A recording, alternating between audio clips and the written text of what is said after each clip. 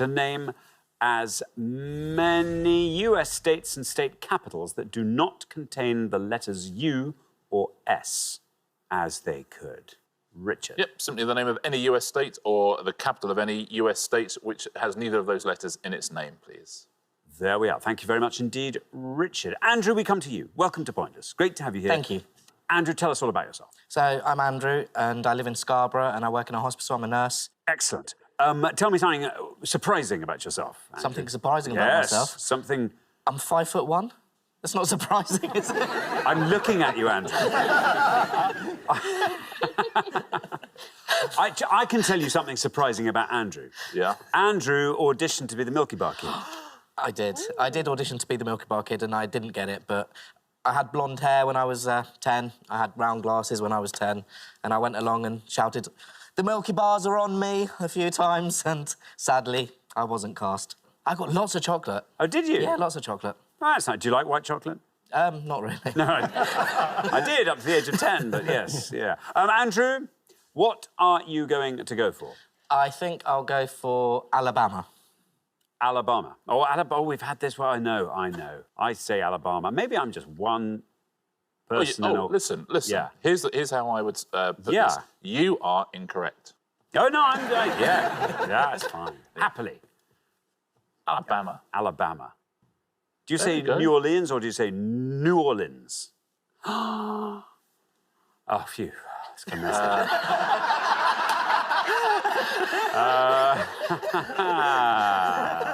Yeah, I say New Orleans. No, it's good. There we are. Alabama. Alabama, says Andrew. Let's see how many of our 100 people said it.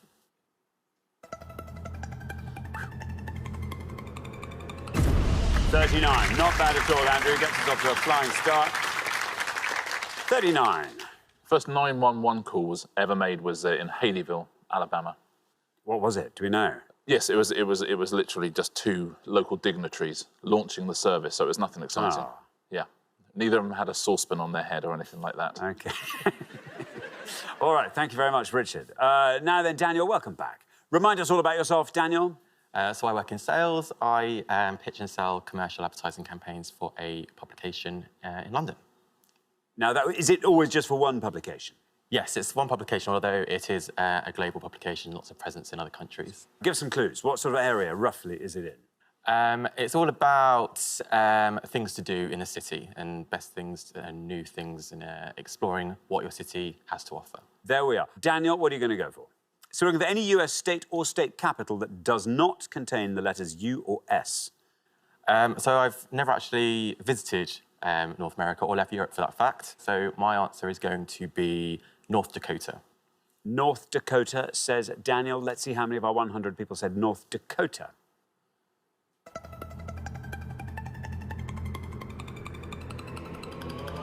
It's a good answer. Down to go for 16. Very well done indeed, Daniel. The North Dakota town of Rugby is considered to be the geographical centre of the whole North American continent. Do they have a monument there just says, "You are now in the middle of America"? Yeah. Good. It's 4,000 feet high, made of ice. Wow. Yeah, it's amazing. Wow. And it's got a statue of Ben Miller on the top of it. And nobody knows why. Wow. Yeah. Worth going to Rugby to see it. I should think. Yes, thank you, Richard. I shall. Rosie, welcome. Hello. Rosie, nice to have you here. Thank you very much. Tell us all about yourself, Rosie. I'm an IT service manager for a IT services company where I met Karen, been firm friends ever since. Married mum of one to my little Luca, who's 10 years old. This is all very good. When you were younger, Rosie, you were a disco dancing champion. I knew That's that was all. gonna I come just had to bring that up. That's well, that's fun, Yeah. isn't it? It's more fun than IT. Yeah, I mean, I've forgotten about it now because I think the last... That's embarrassing. Yeah, I did do that when I was up to about 13. Won a few trophies. Still got the moves? Good. So sorry.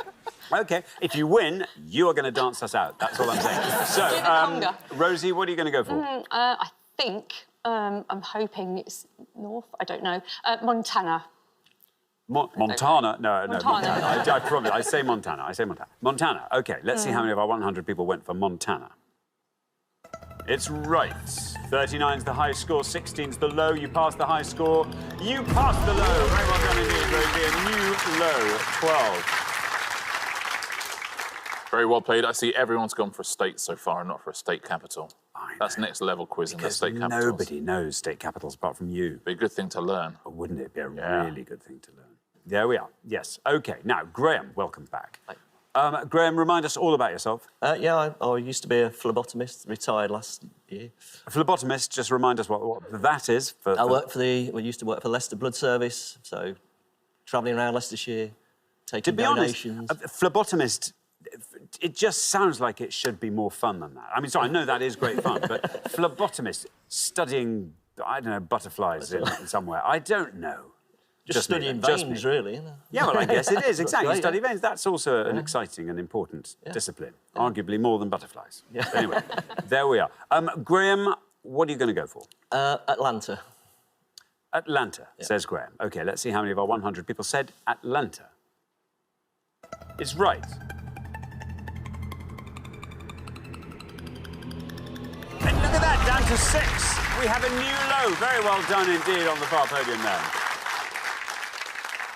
See, and that's what happens when you go for a state capital. You see, well done. It's the capital of a state that I won't mention. Ah, yes. Because it could also be an answer. OK, we're halfway through the round. Let's have a look at those scores. Yes, 6 there for Graham and Faye, 12 for Rosie and Karen, 16 for Daniel and Said, and then Andrew and Richard on 39. So, Richard, we need a low score from you in the next pass. Good luck with that. We're going to come back down the line now. Can the second players please step up to the podium?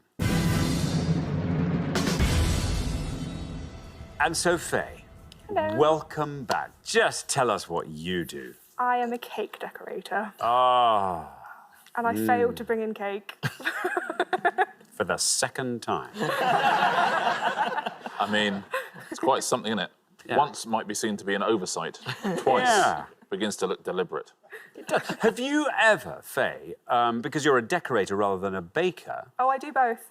I'm both. Don't say that, because it makes it seem even worse that you haven't realised it.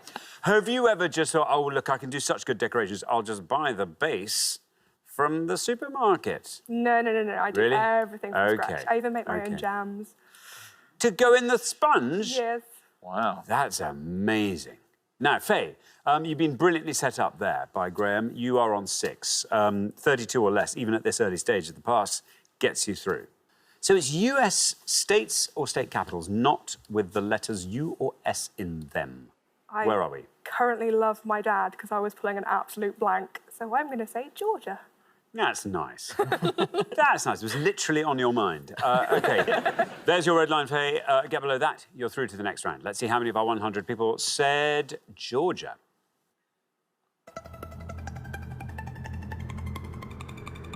But through you go. OK, 26 is your total. I suspect that might be the lowest of the whole round. Yeah, Atlanta, Georgia, beautifully played as a team. They were terrific last time, terrific again today. Thanks, Richard. Now, Karen, welcome. Hello. Welcome. Hi. Tell us all about yourself, Karen. All about me. Well, as Rosie said, we work at the same company, IT services company, but I'm in the projects department, so I'm a project manager. And what are your interests, Karen, when the IT... I am a Spurs supporter. I'm not sure how that's going to be received. Support Spurs. I'm a Samaritan in my spare time. Have a weekly movie night with some friends. Every Sunday night we watch a film. So that's do you go out or do you stay in? No, we go to their house. You go to their house? Nice. They provide the film, we provide the snacks. Do they have a sort of at-home movie set up? It's quite a big telly. That'll do. Have drinks with your film? Then we have the film and we all mark it out of 10. Oh, that's nice. And then do you sort of sit around afterwards and tear the film up? No, I guess it's a school night. School night. Back home by 9:30. Back home. Oh, that's by good. 10. That's good. Nice to have something to look forward to on a Sunday So if you have a quiet weekend, there's still movie night at the end. Oh, there's always movie night. There's always movie night. Now, Karen, you're on 12. Yes. You are looking to score 26 or less to be sure of a place. Almost certain this is a state. So I'm terribly sorry, Rosie, if it isn't. Indiana. Indiana, says Karen. Shall we find out if it's right? Let's see how many of our 100 people said it. There's your red line. It is. You're teasing me. There we go. Red line getting closer, and you've done it. You've done it. Oh, down it goes to 7. 19 is your total, which I am absolutely certain will be the lowest total of the round. Another very good answer, yeah. It's they call it the Crossroads of America, Indiana. That's nice. Yeah, because it's all made out of cardboard and everyone forgets their lines. Yeah. Thanks, Richard. Now, Saeed, welcome back. Hello. Remind us all about yourself. Yeah, I work as a business director at a marketing agency, so I look after 45 people advertising on social media. And these are sort of things where you can skip an ad in, Yeah. 3 seconds. So basically, you've got 4 seconds Yeah. to get someone thinking, oh, actually, do you know I'm going to sit and watch this? That'd be quite something, wouldn't Yeah. it? Now, Saeed, you're on 16. Your target is 22. Yeah. There's a couple that I'm thinking of because I've been to some places in the States, so I'm going to go with Colorado. OK. A lot of states now do, as you drive in, have to say, may contain U's or S's as you drive in. So Colorado you're going to go for. There is your red line. Let's see if we can get below that with Colorado.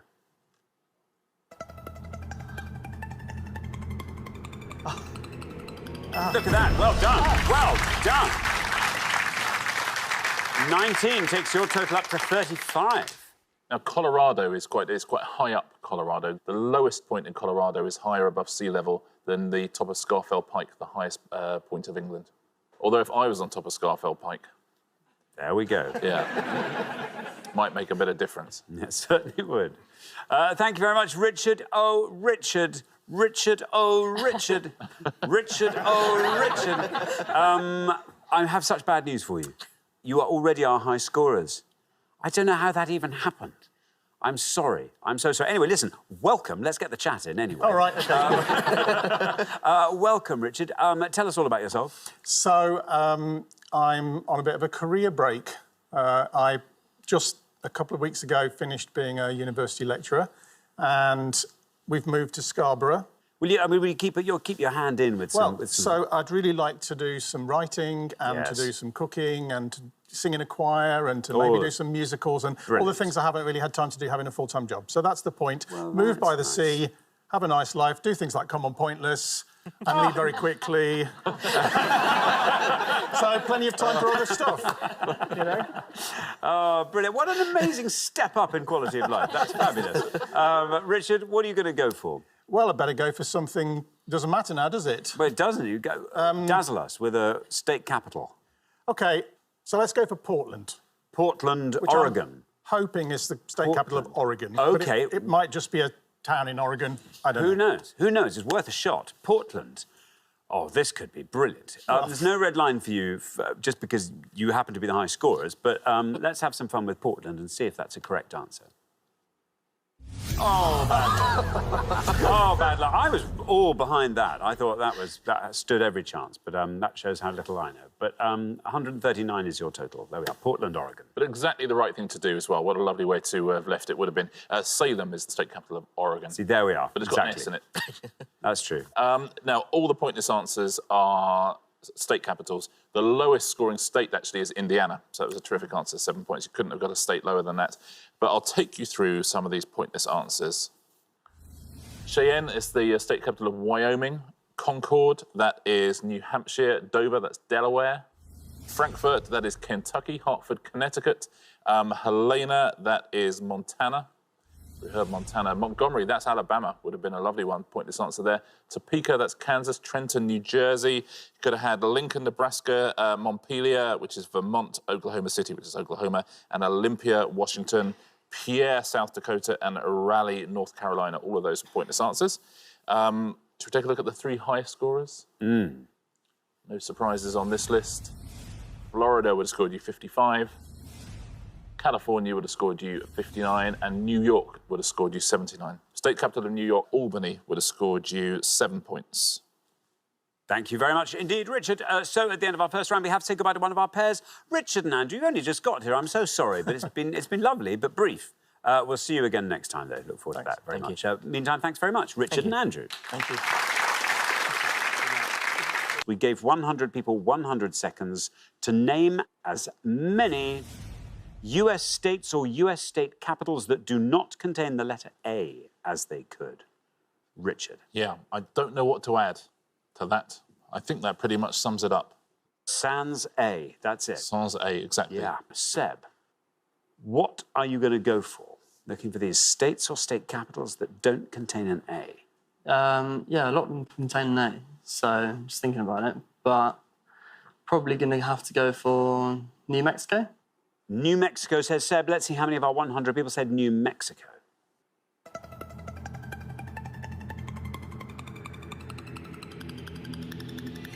Look at that, not bad at all. Down to 15, Seb. 15 for New Mexico. Well played, Seb. Isn't it funny, as soon as you say states or state capitals without an A, all you can do is think of ones with A for ages. It's literally, your brain cannot allow you to do anything else. Now, Heather, what are you going to go for? Boise. Heather's going for Boise. That sounds good. Let's see if it's right. Let's see how many of our 100 said it. Boise is right. 15 is the only score posted at the moment.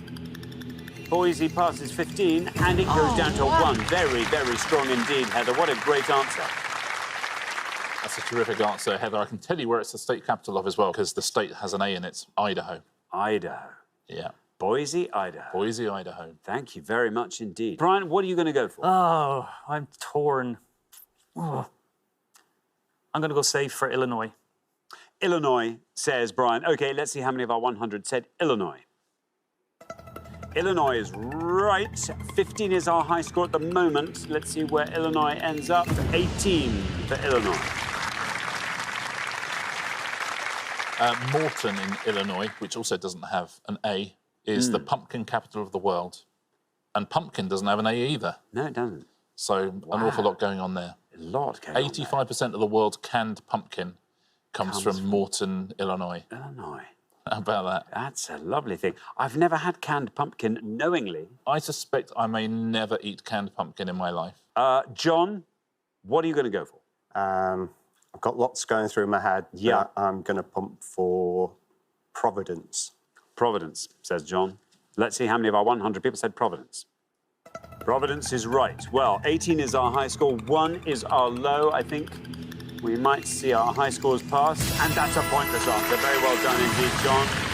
That adds £250 to today's jackpot, takes the total up to £10,750. Scores you nothing. Very good. That's brilliant, John. Very well played. State capital of Rhode Island. OK, now, Lorna, you're on nothing. The high scorers are on 18, so even 17 at this stage would get you through. Don't want to let him down. Columbus. Columbus, says Lorna. Here is your red line. Let's see if we can get you below this red line. Let's see where we end up with Columbus. Columbus is right. Columbus gets you through. Columbus is pointless.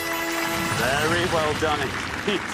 That adds another £250 to today's jackpot, takes the total up to £11,000. It scores you nothing, and it leaves your total at 0. Wow, it's like they're planning a heist on Podium 4 there. They're here for our money. That's very, very impressive start. Yeah, it is the... Oh, it's the capital of a particular state. Oh, you can't say Columbus. An A-less state. I cannot. But Columbus has a statue of Arnold Schwarzenegger just wearing his pants. Yeah, we've all got one of those. And that's because that's where he won Mr. World bodybuilding competition. There you are on 18. You're the high scorers. Let's have a lovely low score from you, Ashley. OK, so I know a couple ones that I think would be really obvious, so probably be best to maybe take a risk, but I'm not... it's going to happen to me again. I'm going to go for Wyoming. OK, Wyoming, says Ashley. No red lines, you're the high scorers. Let's see how many of our 100 people said Wyoming. Wyoming's right.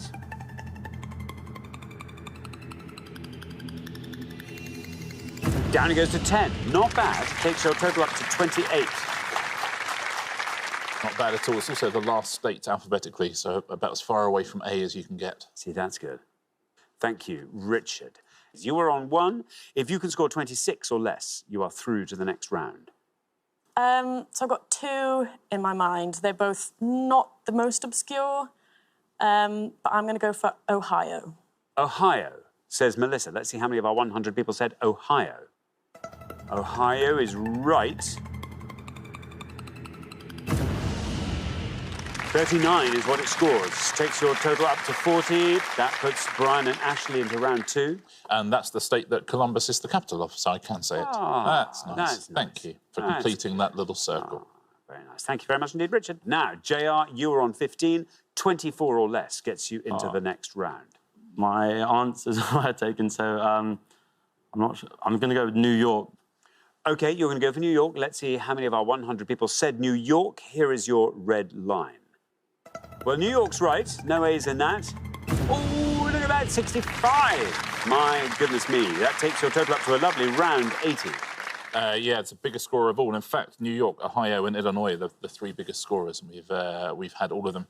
Yeah, New York State, of course, not New York City, because Albany is the capital of New York State. Now, there's a whole load of pointless answers here, all state capitals. Let's take a look at some of them, shall we? There's Columbus, which is a great answer. Concord, which is New Hampshire. Dover, Delaware. You could have had Jefferson City, Missouri. Lincoln, Nebraska. Little Rock, Arkansas.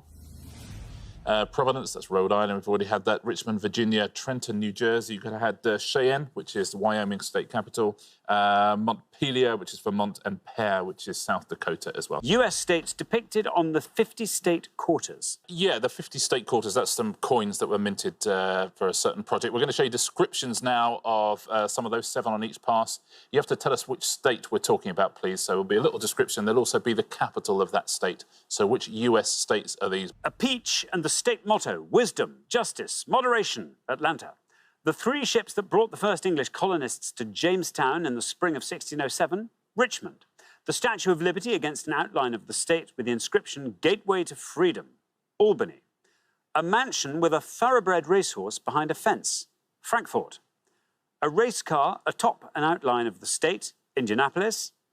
A star atop an outline of the state and the inscription, the Lone Star State, Austin.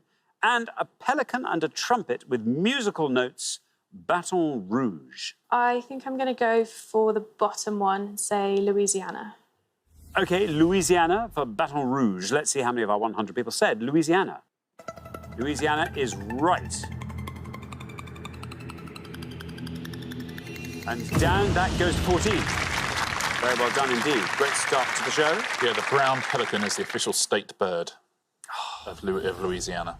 I think I'm going to go for the 3 ships that brought the first England colonists to Jamestown, and that is Virginia. OK, Virginia for Richmond. Let's see how many of our 100 people said Virginia.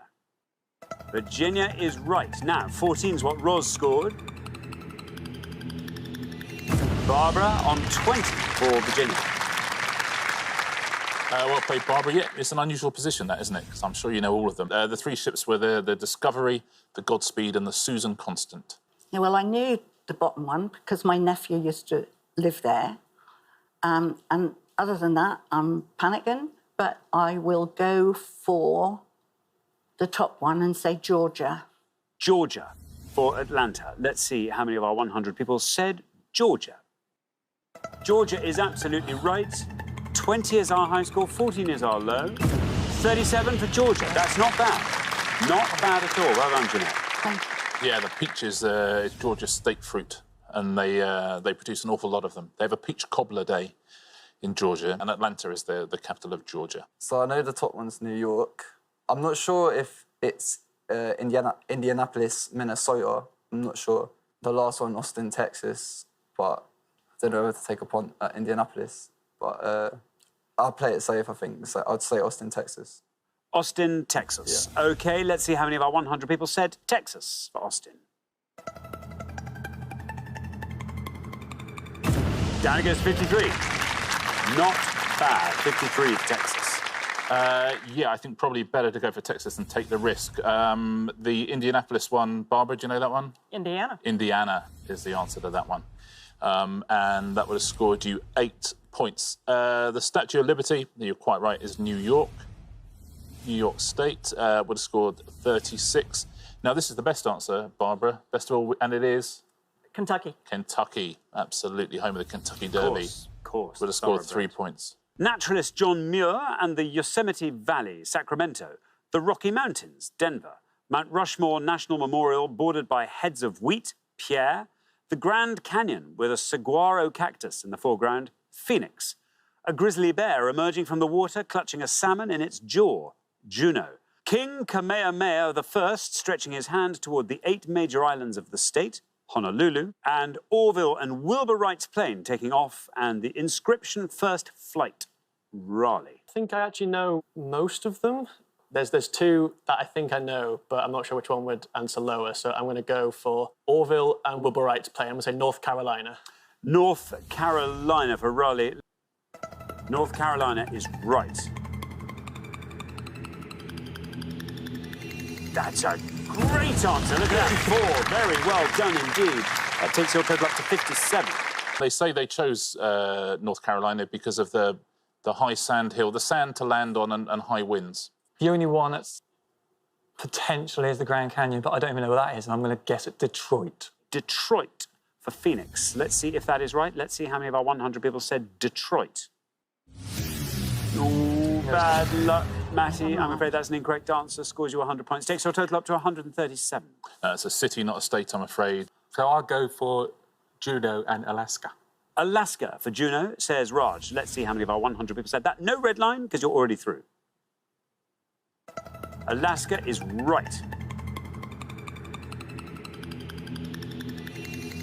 That's a great answer. Down goes to 12. Takes your total up to 32, Raj. Very well done. Well done, Raj. It's a classic quiz question, isn't it? Do you know the capital of Alaska? I think I know them all.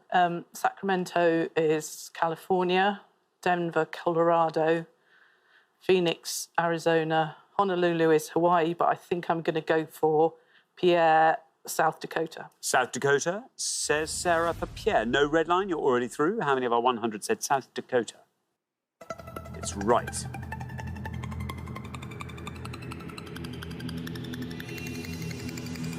Down that goes to 2. Very well done indeed. The best till last takes your total up to 16. Very nicely done. I think I was reading again, Barbara. I won't call on you on every question in the whole of the show, I promise. But I think the Americans don't pronounce it Pierre. Is that right? Pear. Pear. Oh, pear. Pear. I'm sorry, I started that because I said Pierre. It's OK. We've heard all of these answers now, so let's just take a look at the scores. Obviously, you couldn't have beaten 2 points. A terrific answer.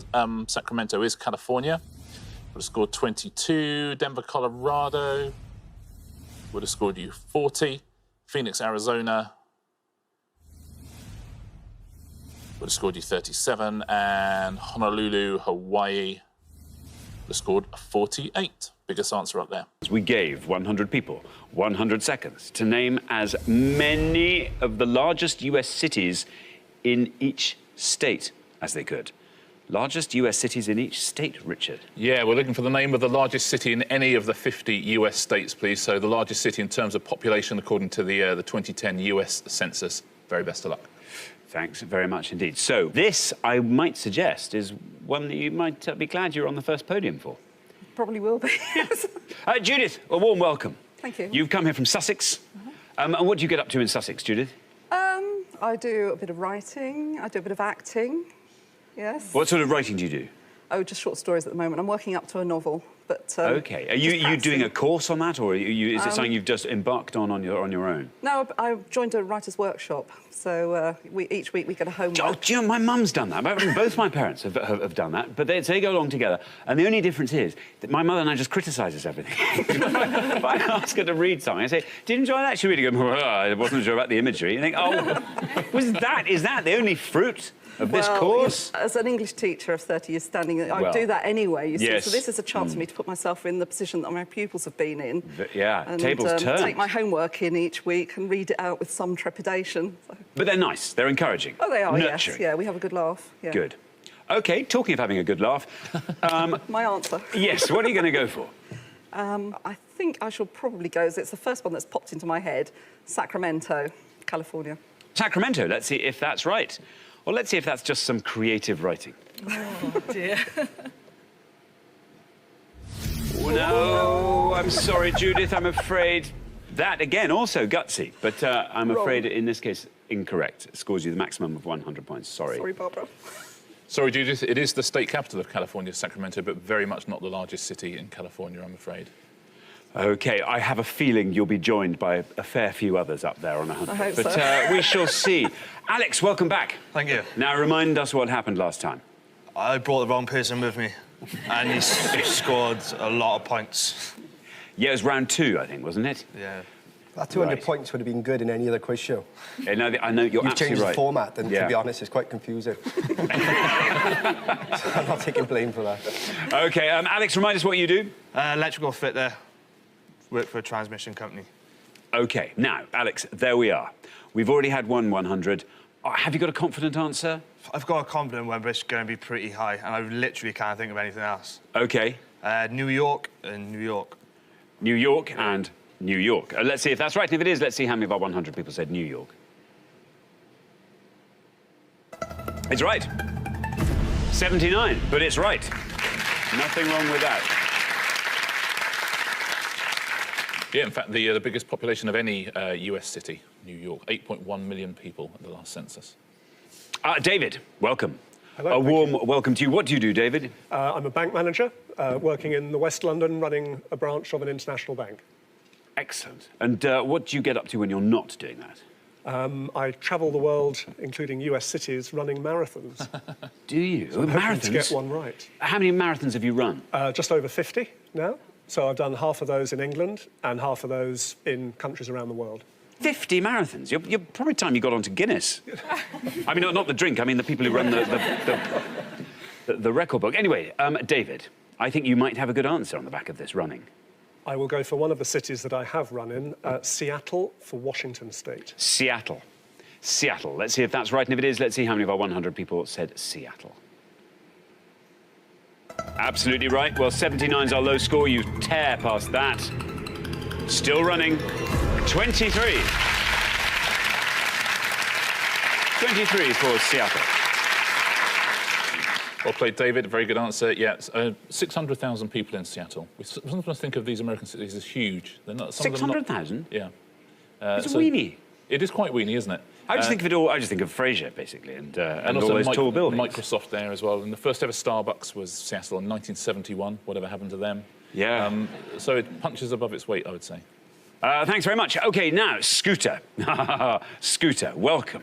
Is that your actual name, Scooter? It is not, no. My real name is Scott, but my best friend growing up gave me this nickname because he felt I bore a striking resemblance to Scooter from the Muppets. Are you seeing Scooter from the Muppets there? Well, given that I can see both of Taz's hands, no. Oh, I see what you're saying there. OK. Now, Scooter, what are you going to go for? Well, I think I'm going to play it a bit safer and say Portland, Oregon. OK, Portland. Let's see if that's right. And if it is, let's see how many of our 100 people said Portland. It's right. Well, 23's our low score. You passed that. 5 for Portland. Very well done indeed.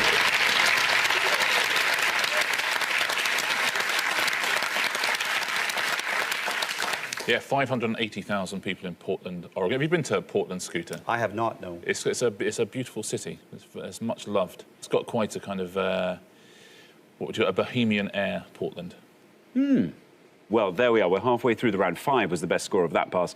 Very well done. Scooter and Taz looking pretty strong at this stage. Then up to 23, where we find David and Harriet, 79, Alex and Matthew, 100, Judith and Barbara. Quite nicely stepped, that. Nice even steps there. Barbara, hello. Anything can happen in the next pass, is all I'm saying. What we need from you is a low score. Good luck with that. We're going to come back down the line now. Can the second players please step up to the podium? OK, we are looking for any US city which, by population, is the largest in its state. Taz, welcome. Hello. Good to have you here. What do you do, Taz? I'm a technical writer for a modular building firm. Wow, that's a sort of computer writing, is it? Technical writing, so when a building gets handed over, I put all the manuals together and... Oh, I see, I see. What do you like getting up to in your spare time, Taz? Though I'm not very good at it, I do enjoy cycling. I do a lot of cycling. Proper sort of racing cycling? No, I'm very much at the end of it. Right, OK. More just the fun of doing the thing with company. Yeah, so this year, me and my boyfriend, we're going to cycle part of the Danube River for a holiday. So going from Vienna to Budapest. I can immediately see a problem with that. Yeah. Oh, not in the river, sorry. Alongside the river. Yeah, that's what I was thinking. OK. Just got to, sometimes you've got to think ahead, that's the... Planning is everything. Yeah, the Danube has a beautiful towpath. That is like, that's the time when I was trying to canoe the M1, and it just... To be fair, you got as far as Watford, which wasn't bad. Yeah, it wasn't too bad. Yeah, not bad. OK, now, Taz, what are you going to go for? There you are on 5, the high scorers, Barbara and Judith on 100. 94 or less sees you through. I know. So It just has to be right, that's all. Yeah, so I have an answer. I think I'm going to go with Atlanta. Atlanta. Let's see if that's right, and if it is, let's see how many people said it. There is your red line. Get below that red line, lovely and high, with Atlanta, and you are in round 2. It's right, and you're through. Good work, Taz. Well, Scooter scored 5, Atlanta scores 14. 14 for you, Taz. Second lowest score of the round so far. 19 your total. Well done. Very well played, Taz. Terrific work on that last podium, both of you. Yes, the biggest city in Georgia. Thank you very much indeed, Richard. Now, Harriet, welcome. Welcome. What do you do, Harriet? I work in the marketing team for an online beauty retailer, so selling kind of hair care, skincare, makeup, that kind of thing. That's right. That's a job that involves taking quite a lot of samples back home, actually. It does, yes. I'm very to lucky. test them out, I understand. Listen, I'm not... Of course. Yeah, nothing underhand here. Well, fun. What a nice thing to do. Yeah. You enjoy it? Yeah, I do actually. Yeah, it is really good fun, and you know, like you said, there's perks. Wins you lots of friends as well. Yeah, it does. Yeah. My mum being the main one. There you go. Exactly. Wins. OK, well, there you are on 23. How confident are you feeling at this stage? This is actually a good subject for me, I hope. It was kind of part of my degree was American Studies. So, good. Let's hope I don't make a fool of myself. You are confessing an awful lot of things here in advance of giving your answer. But, yeah, fingers crossed. So I have 2 answers, and I think I'm going to go for St. Louis in Missouri. St. Louis, says Harriet. OK, well, the high scorers remain Barbara and Judith on 100. 76 or less sees you through. There's your red line. Let's see if St. Louis can get you below it. Louis, no! Harriet, 123 is your total, but I'm afraid that's, for some reason, is incorrect. Yeah, I'm really, really sorry. St. Louis, I'm going to go right ahead and call it like an American. It is in Missouri, but not the biggest city there, I'm afraid.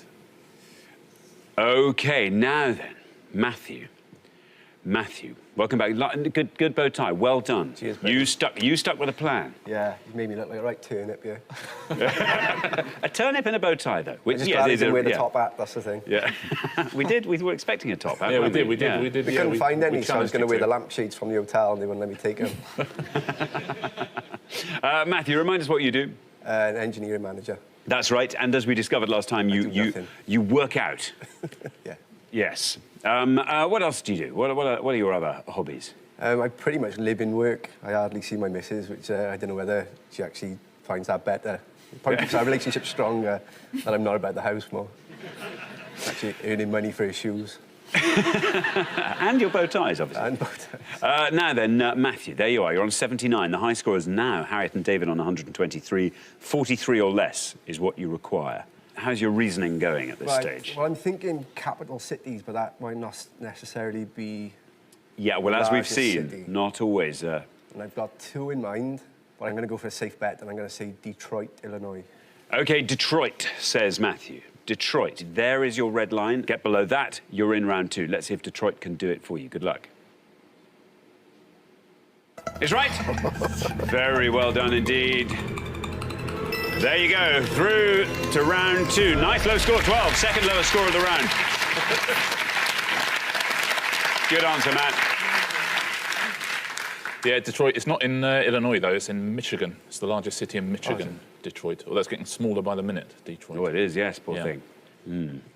Indeed. Now then, Barbara, welcome. What do you do? Well, I'm officially retired as an English teacher, but I keep getting called back. They can't seem to do without me, so I'm still doing little bits of supply teaching. But mainly, I'm very, very happily retired, and I spend my time with my 3 dogs, and my husband's retired as well, and we're over the hills and far away, and do all the things that retired people do. Yeah, how nice. It is. Fabulous. I recommend it. Good. Well, there you are, on 100. You have to score 22 or less, Barbara. That would be the 4th lowest score of the round, is what we're after. Shall I go for Honolulu? Honolulu, says Barbara. There is your red line. Let's see if Honolulu gets you below that red line. Good luck. It's right. Hey. That's the first thing it had to be. Now, Fingers crossed. you've done it! Honolulu 6.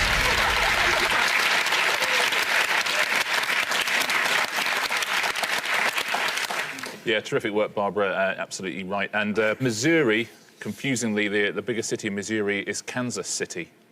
Would have scored you 3 points, I know, right? The biggest city in Kansas is Wichita, so go figure. And Wichita would have scored you 1. I'll take you through, before we look at the pointless ones, I'll take you through some of the lower scorers. 3 points for Omaha, Nebraska. 2 points for Little Rock, Arkansas, Milwaukee. 1 point for Charlotte, North Carolina, for Newark, New Jersey, Boise, Idaho, Columbus, Ohio, and Jackson, Mississippi. And here are the pointless answers. Billings, which is the biggest city in Montana. Bridgeport, which is Connecticut. Burlington, which is Vermont. All very good answers. Well done if you got any of these.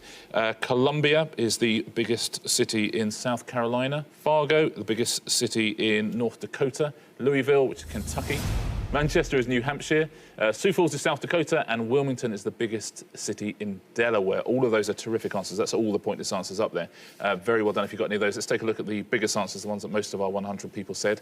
We'll find out the biggest city in California here. Chicago, that's Illinois. That's the biggest city in Illinois.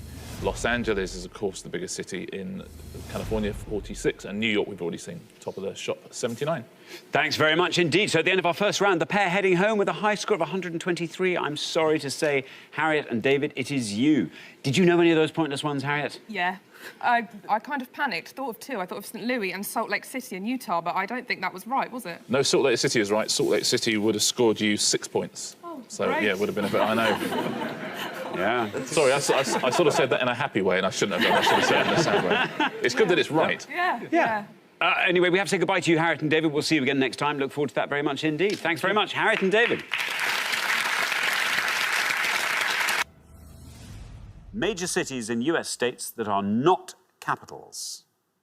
Richard. On each board, we're going to show you 7 pairs of cities. You need to tell us which state you would find those cities in, please. 14 in all to have a go at home. Because the state capitals are often not the biggest cities. No. But we'll go through what the capitals are as we go along as well. Tulsa, Norman. Houston, Dallas. Baltimore, Frederick. Jacksonville, Miami. Casper, Laramie. Memphis, Chattanooga. And Worcester, Cambridge. OK, I've got 2 in mind, but I'm going to be strategic. I'm going to play it very, very safe, and I'm going to go for Texas. For? Texas. Which one? Sorry, Houston, Dallas. OK. Texas, please. Texas, says Anthony. Let's see how many of our 100 people said Texas for Houston and Dallas. It's right. Ooh, 86. 86 for Texas. Yeah, and the state capital of Texas is Austin. And I'm going to go for Tulsa, Norman, Alaska. Alaska for Tulsa, Norman. Yeah, maybe Texas would have been better. Let's find out. How many of our 100 people said Alaska for Tulsa, Norman? I'm sorry, John. I'm afraid that scores you 100 points. But you're not that far ahead from the mean score so far. Yeah, unlucky, John. I was eyeing up the Worcester one because I come from Worcester, but in this country. Don't know where it is in America. So I'm going to go for Memphis and Chattanooga, Tennessee. Tennessee, says Patty. Let's see how many of our 100 people went for Tennessee for Memphis and Chattanooga. It's right. Well, 100 is the high score, 86 is the low, and you passed both of them. 52, Patty. Very well done.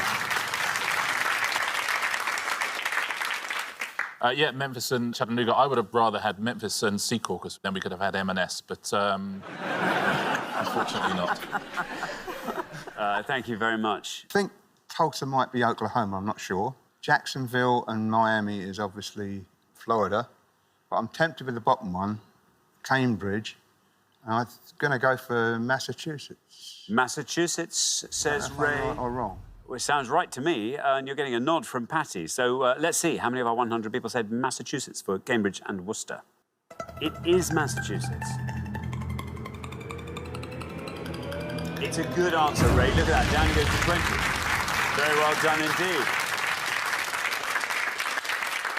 Well played, Ray. Shall we fit in the rest of these? Now, Tulsa and Norman is Oklahoma. would have scored 27 points. Baltimore and Frederick is Maryland. Would have scored 26. Quite right about Jacksonville and Miami. That is Florida.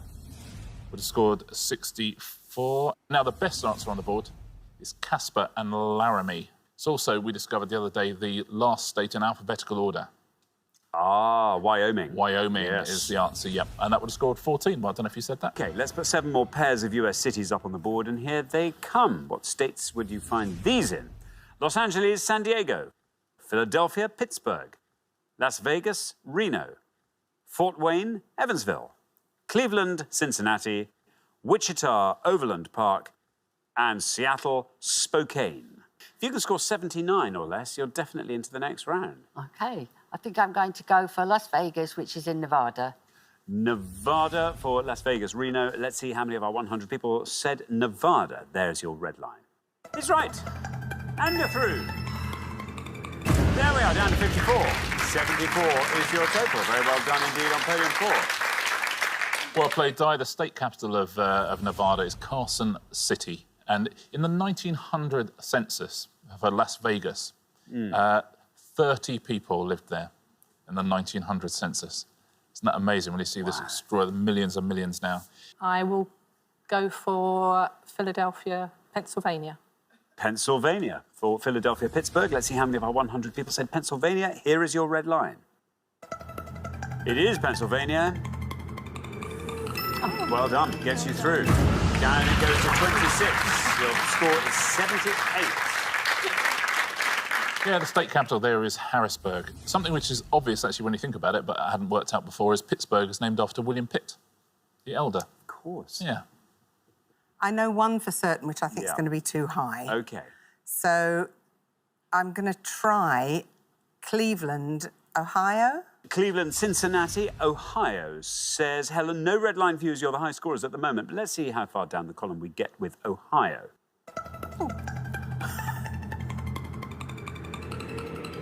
There we are, 39. 139 is your total.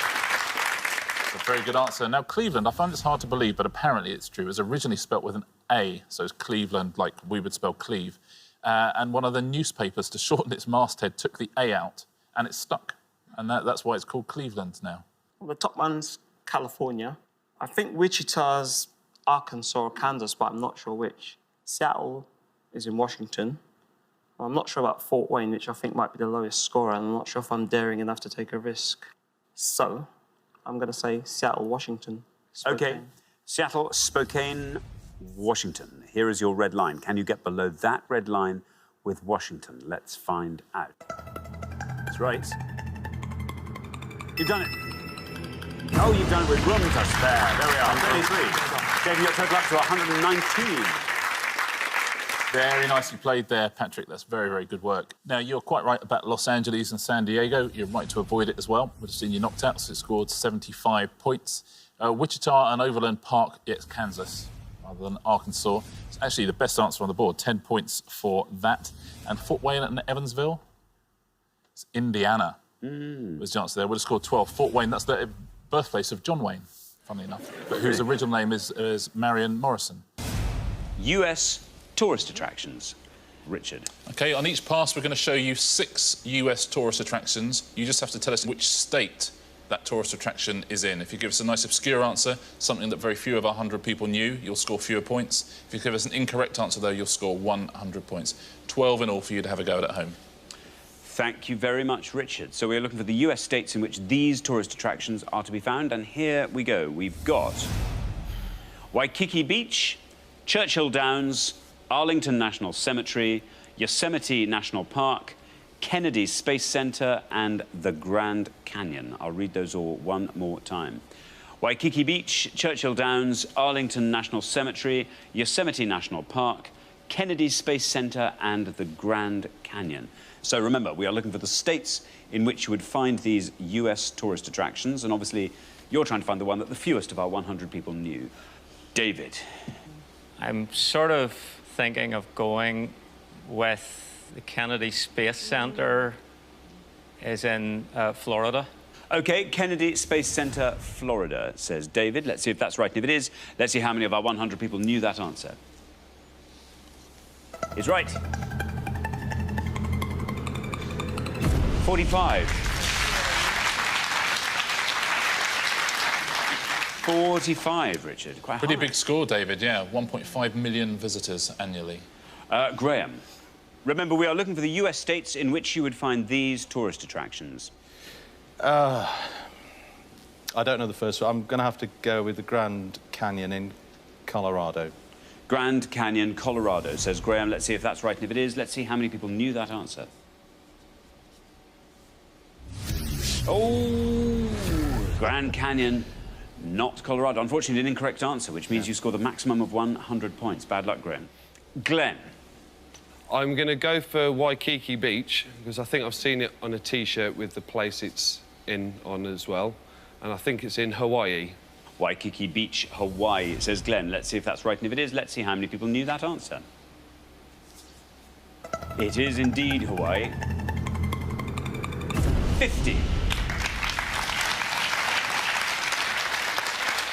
50 for Hawaii, Richard. You see, that's how fashion buyers work. That's how their minds think. If it's on a T-shirt, he knows it. Yeah, it's in Honolulu, Waikiki Beach. It means spouting fresh water. Let's fill in the board. Grand Canyon, it's not in Colorado. It's formed by the Colorado River, so I suspect a lot of people might have said Colorado at home. It's actually in Arizona. Would have scored you 29 points. Yosemite National Park is in California. Would have scored you 17. The Arlington National Cemetery is in Virginia. Scored you 2 points. It's actually the best answer on the board. And Churchill Downs is the racecourse where they run the Kentucky Derby. So it's Kentucky, 4 points. So Arlington National Cemetery, best answer on that board, but well done if you got all of them. Thanks very much, Richard. Well, we're halfway through the round, so let's take a look at the scores. David and Valerie's, it turns out, there we are, the lowest score of the pass. Very well done, 45, looking quite solid there. Glenn and Jamie up on 50, not bad at all. Graham and Sue looking a little bit exposed there on 100. So, Sue, we need a lovely obscure answer from you. Nice low score to see if you're going to stay with us through to the head-to-head. OK, we're going to come back down the line. Can the second players please take their places at the podium? OK, we'll put 6 more US tourist attractions on the board, and here we go. We have got Las Vegas Strip, Space Needle, Niagara Falls, Independence National Historical Park, Mount Rushmore, and the Golden Gate Bridge. I'll read them all one more time. The Las Vegas Strip, Space Needle, Niagara Falls, the Independence National Historical Park, Mount Rushmore, and the Golden Gate Bridge. So remember, we are looking for the states in which you would find these US tourist attractions, and obviously you're trying to find the one that the fewest of our 100 people knew. So Jamie, you're on 50, Sue and Graham are on 100. If you can score 49 or less, you are in the head-to-head. OK, I think that I will go for the Las Vegas Strip, Nevada. Las Vegas Strip, Nevada, says Jamie. Here's your red line.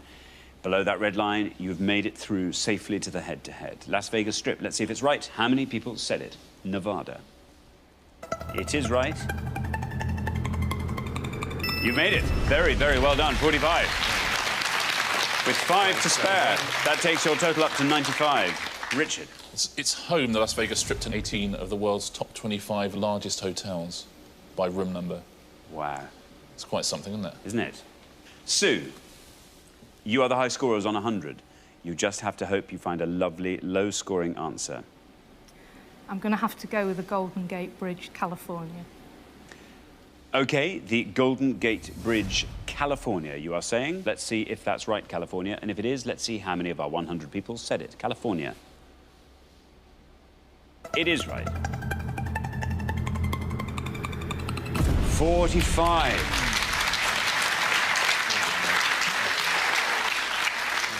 45 takes your total up to 145. It puts you 100 points ahead of Valerie and David, who have yet to answer. Yeah, it makes Valerie's answer very interesting indeed. Yeah, very iconic bridge, obviously spanning between San Francisco and Marin County in California. So then, Valerie. I honestly haven't a clue. Oh, it's exciting, Richard. Yeah. I honestly haven't a complete clue. I'm going to go with Mount Rushmore in Washington State. OK, Mount Rushmore, Washington State. There's your red line. It's nice and high. No. Mount Rushmore, Washington State. Is it right? And if it is, how many people said it? afraid that's an incorrect answer, which means you score the maximum of 100 points, which means your score is now 145. For the second time in this show, we have a tie. This is very, very exciting. Well, as it's a tie, the tied pairs have to give me one more answer each. You're now allowed to confer, and the pair with the highest score will be eliminated at the end of the round, as per usual. So then, Valerie and David, you are to go first. You're now allowed to confer. Well, I've been to the Space Needle, I'm pretty sure. I think it's in Seattle, which is in Washington State, funny enough. There's an irony. So that's the one I'm going for. OK, you are going to say Washington State for the Space Needle. Yeah. Space Needle, Washington State. Is it right? How many people said it? It is right. Very well done, David. Down it goes. Still going. 6! That's a colossally low score. 6 for Washington State takes your total up to 151. Sue and Graham. We are looking for the US states in which you would find these tourist attractions. Shall we go with Mount Rushmore? Where do you think it Mount is? Rushmore, I think it's probably the one with the carved heads. It is, yeah. But I'm not certain. Is it Wyoming? Mount Rushmore, Wyoming, says Sue. Go with that. There is your red line. You want to be scoring 5 or less with this answer if you're going to be through to the head-to-head. Mount Rushmore, Wyoming, says Sue. Is it right? And if it is, how many of our 100 people said it? Mount Rushmore, Wyoming. Oh! Well, it's definitive. Sue and Graham, I'm afraid that's an incorrect answer, which means you score the maximum of 100 points, takes your total up to 245. Richard. Yeah, how about that? Another tie. If you got the right answer for Mount Rushmore, you would be in the next round, because actually it would only score 3 points. Oh. It's South Dakota. South Dakota, well done if you got that at home. Niagara Falls, do you know Niagara Falls? It's New York State? It is New York, right at the top of upstate New York, 21 points. And the Independence National Historical Park is in Pennsylvania. And that's a pointless answer, so very well done if you got that. OK, thank you very much, Richard. So at the end of round 2, the losing pair with the highest score, it's Graham and Sue. Oh, dear. Well, again, no shame in that. No shame at all in that, apart from possibly the Wyoming. But frankly, I didn't know it was South Dakota, so... No, I didn't. We know that now, though, Graham. You'll never forget that. No, I won't. And I'm very proud of that score. 245 is a biggie. It is a big one. Yes. It is a big one. But no, you did very, very well. The great news is we'll see you again next time. We'll look forward to that very much indeed. Meanwhile, Sue and Graham, thanks so much for playing. We gave 100 people 100 seconds to name as many countries beginning with C as they could. But Richard, can you elaborate on that? Yeah, we're essentially looking for any sovereign state that's a member of the UN, so any sort of regular country in the world. It's got to be the English pronunciation of their name, and absolutely crucially, it's got to begin with C. That's the main thing.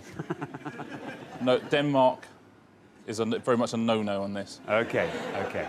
Right, well, thank you for that, Richard. That's cleared things up. OK, Eric and Keith, you're our first pair, and Eric, you've nominated yourself to go first. Well, we agreed. I'm not sure I nominated myself. I like that. I like that distinction. Good. What are you going to go for? I will go for Chile. Chile. You're going to go for Chile. That means you're looking to score as few points as possible. Let's see how many of our 100 people said Chile.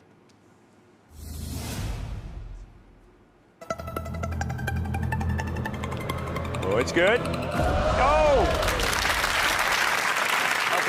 That'll do.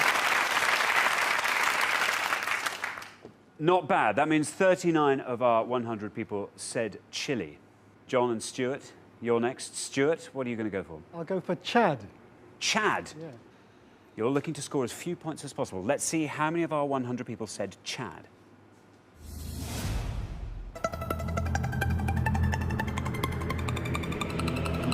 Oh, it's good.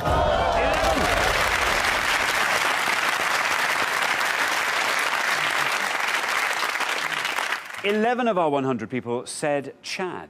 OK, Phil and Wendy. Phil. I am going to take a big risk. OK. I'm going to go for a former Russian country. that I think's now split off and separate. I'm going to go for Chechnya. Chechnya. You're going to go for Chechnya, or Chechnya, as I've sometimes heard it pronounced. Chechnya. OK, let's see how many of our 100 people said Chechnya. Of course, if it is an incorrect answer, you will score the maximum of 100 points.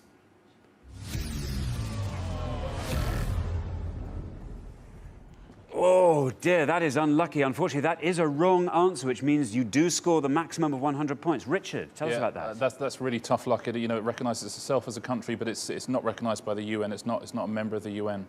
So 100 points. That's really tough luck. Just to remind you all, we are looking for the lowest number of points. OK, a country beginning with C.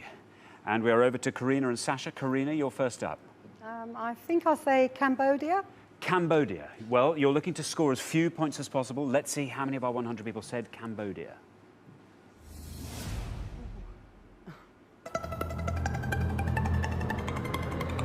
It's pretty good. 25. So 25 out of our 100 people said Cambodia. Anjali, what are you going to go for?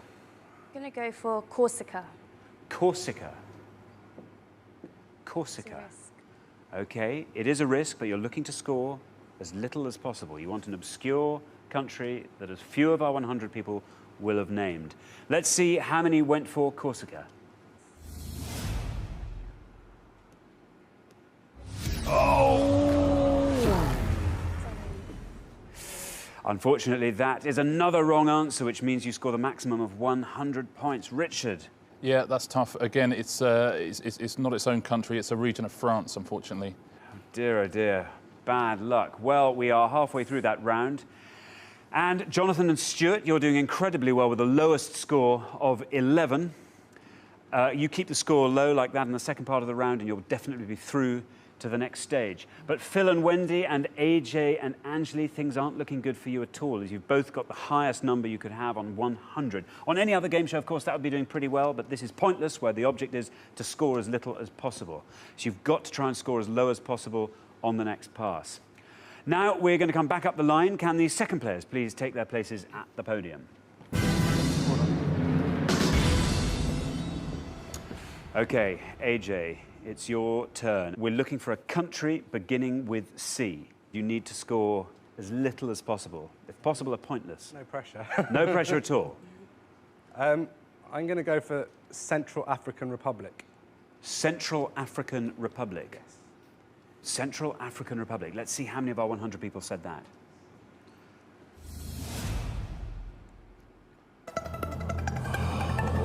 That's good. Oh, it's very good.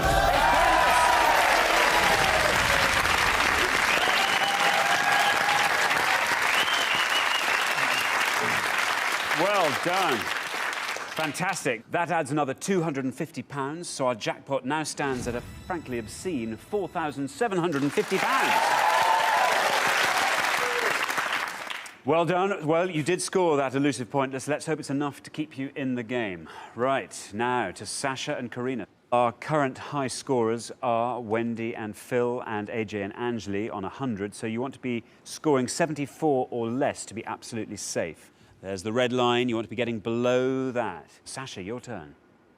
I'm going to say Cyprus. You're going to go with Cyprus. Let's see how many of our 100 people said Cyprus. You're safe. Oh, might it be pointless? No.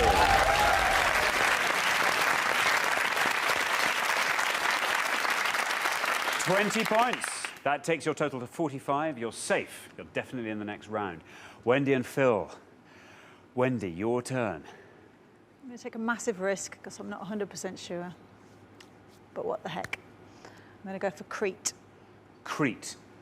OK, you're going to say Crete. You are currently on 100. The high score at the moment is 100. You have to score as little as possible. There's a chance the remaining pairs might go over 100, but the lower you can keep this, the better. Let's see how many of our 100 people said Crete. Oh, bad luck.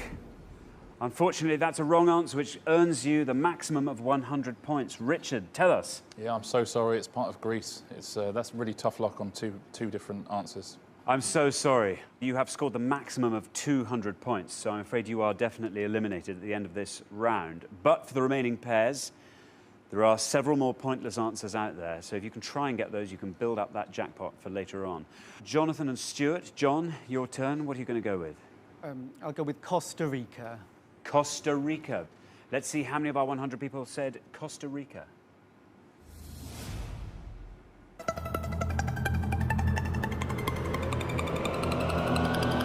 Oh, very good. Oh.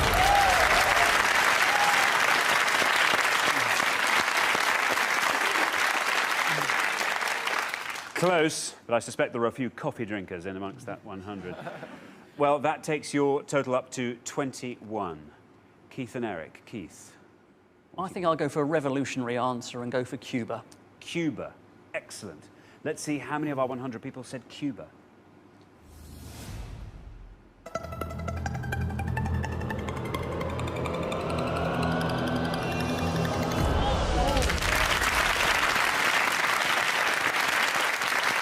That means 16 out of our 100 people said Cuba. That takes your score to 55. So that's the end of round one, and the losing pair with a record-breakingly high score of 200 is Phil and Wendy. Bad luck. I mean, you were brave, though. Richard, what answers should they have gone for? There were 3 pointless answers, one of which we've already had, which was the Central African Republic.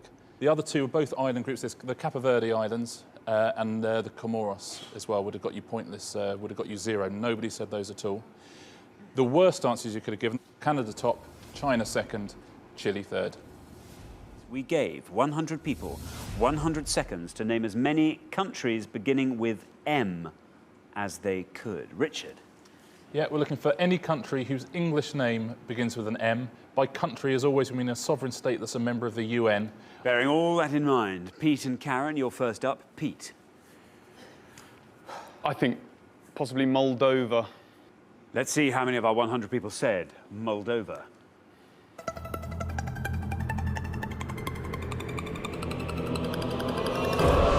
Not bad. That means 19 of our 100 people said Moldova, and that gives Pete and Karen an early low score of 19.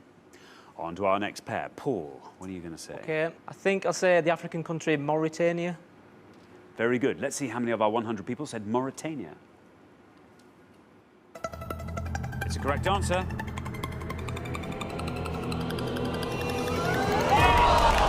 Very good. That means only 4 of our 100 people said Mauritania. And that gives you a score of 4. On to our next pair. John, what are you going to say? I'm going to stay in Africa and go for Mozambique. Let's see how many of our 100 people said Mozambique. It's good. Oh, it's good. That means 17 of our 100 people said Mozambique. That gives John and Daniel a score of 17. Henry and Toby. Henry, what are you going to say? OK, well, I'll just stick with Africa, I think, and say Mali. Let's see how many of our 100 people said Mali.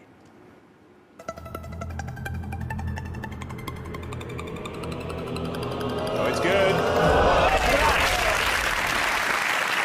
Well, that means 9 of our 100 people said Mali, and that gives Toby and Henry an impressively low score of 9. Well, we are halfway through the round. Let's take a look at the scoreboard, see how we're doing. Ooh, Paul and Mark got to be feeling pleased with themselves. Low score of 4 there. Keep up that low scoring and you should be safely through to the next round. Things looking a little bit more dodgy for Karen and Pete. Up there on 19. You've got to hope everyone else scores high and you've got to try and find a really low scoring answer on the next pass. OK, we're going to come back down the line. Will the second players please take their places at the podium? So we are looking for countries beginning with M. Toby and Henry, you're on 9. To avoid becoming the high scorers and risk being eliminated at the end of the round, you want to be scoring 9 or less with this answer. There is the red line. You have to come below that red line. Good job this isn't limbo. You have to come below that red line to ensure your place in the next round. I'm going to go with Malawi. Malawi. OK, let's see how many of our 100 people said Malawi. It's a correct answer.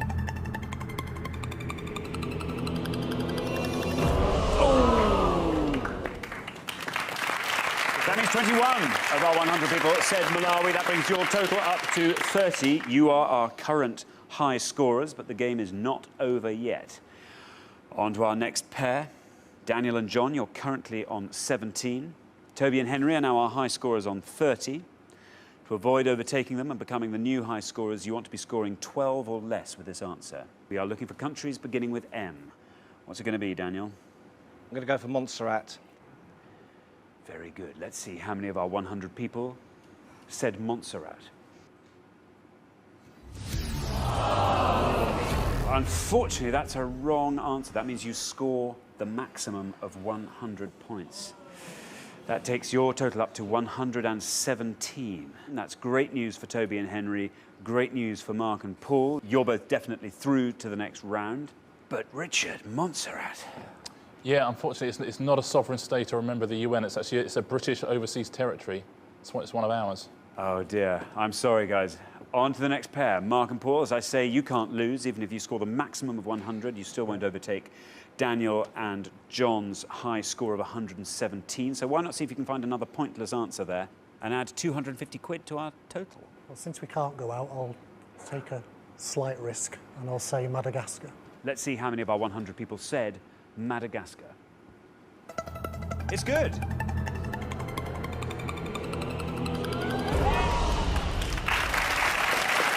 That means 33 of our 100 people said Madagascar. That takes your total up to 37. OK, Karen and Pete, you are currently on 19. Our high scorers at the moment are Daniel and John on 117. To avoid becoming the new high scorers, you have to score 97 or less. Karen, we are looking for countries beginning with M. OK, well, my initial thought was Madagascar, but that's been taken away now. Initial thought? So I'm going to go with Malta. Let's see how many of our 100 people said Malta. Good. Very good. That means 26 of our 100 people said Malta. That takes your total up to 45 and sees you comfortably in the next round. So at the end of round 2, the losing pair with the highest score are Daniel and John. Bad luck. Oh, well. John, you said Mozambique. Lovely low score of 17. Thought we was on our way there. But Richard, what other answers could they have given? There weren't any pointless answers, actually. There were a couple of very, very low ones. If we take a look, there's 2 island groups in the Pacific, the Marshall Islands and Micronesia. They're both just north of Papua New Guinea.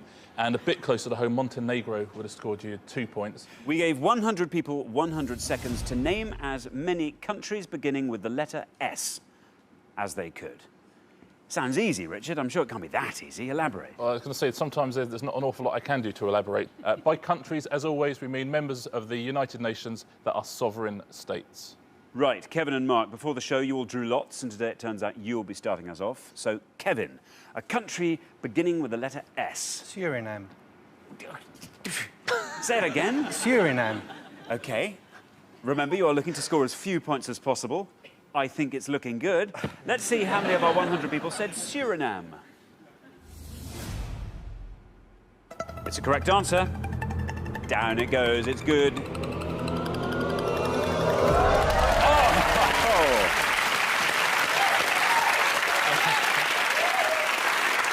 Well, that means 4 of our 100 people said Suriname.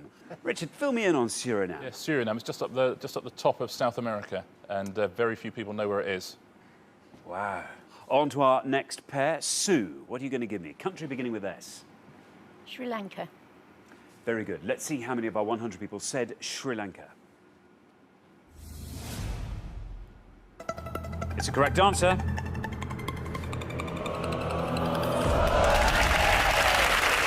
Not bad. That means 23 of our 100 people said Sri Lanka. Next pair, Jamie. We are looking for countries beginning with the letter S. I'll go with Senegal. Senegal. I like Senegal. Let's see how many of our 100 people liked Senegal too. It's a correct answer. Oh, it's good. That means 14 of our 100 people said Senegal. Now then, Sandeep, what are you going to give me? I'll go for Sierra Leone. Sierra Leone. We're looking for countries beginning with the letter S. Sandeep is giving me Sierra Leone. Let's see how many of our 100 people said Sierra Leone. It's the right answer. It's good. That means 17 of our 100 people said Sierra Leone. Joe, what are you going to say? We're looking for countries beginning with S. Sudan. Sudan. Let's see how many of our 100 people said Sudan. It's a correct answer. It's another good one. That means 23 of our 100 people said Sudan. Right, we are halfway through the round. Let's see where we are on the scoreboard. Kevin and Mark looking fantastic. Suriname. Keep up that low scoring and you'll definitely be through to the next round. Things looking a little bit more precarious for Sue and Sharon and James and Joe, both of whom are on 23. You are both our front runners now in terms of the score. You've got to hope that you can find a pointless answer on the way back and everyone else scores as high as they can. Right, we're going to come back down the line. Can the second players please take their places at the podium? OK, we are looking for countries beginning with the letter S. James and Joe, you are joint high scorers on 23. You've got to try and find a really low-scoring answer here. Seychelles. The Seychelles. Let's see how many of our 100 people said the Seychelles. It's a correct answer.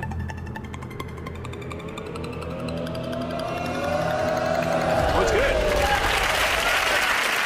That means 6 of our 100 people said the Seychelles. That takes your total up to 29.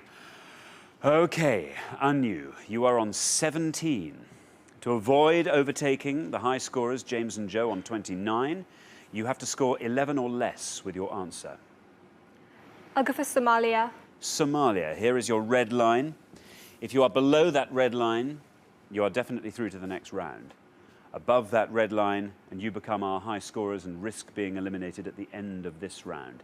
Let's see how many of our 100 people said Somalia. It's a correct answer. Oh, it's good. Oh!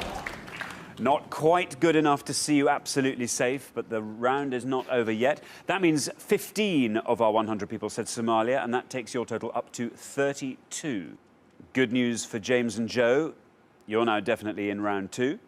On to our next pair, David. We are looking for countries beginning with the letter S. What are you going to give me? You are currently on 14. To avoid overtaking Sandeep and Anu on 32, you have to score 17 or less. I'm going to go for the Solomon Islands. The Solomon Islands. There is your red line. Below that red line, you're definitely in the next round. Above that red line, you become our high scorers and risk being eliminated. If it is an incorrect answer, you will score the maximum of 100 points. Let's see how many of our 100 people said the Solomon Islands. It's good. You're through. And,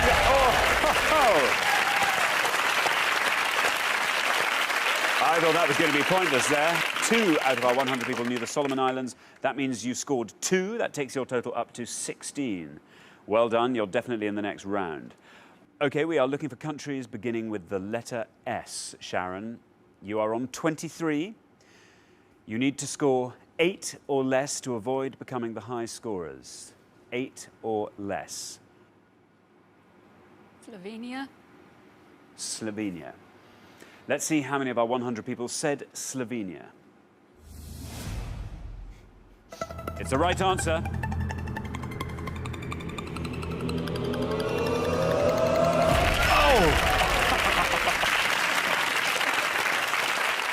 Oh, that was close. You needed to score 8 or less to get into the next round.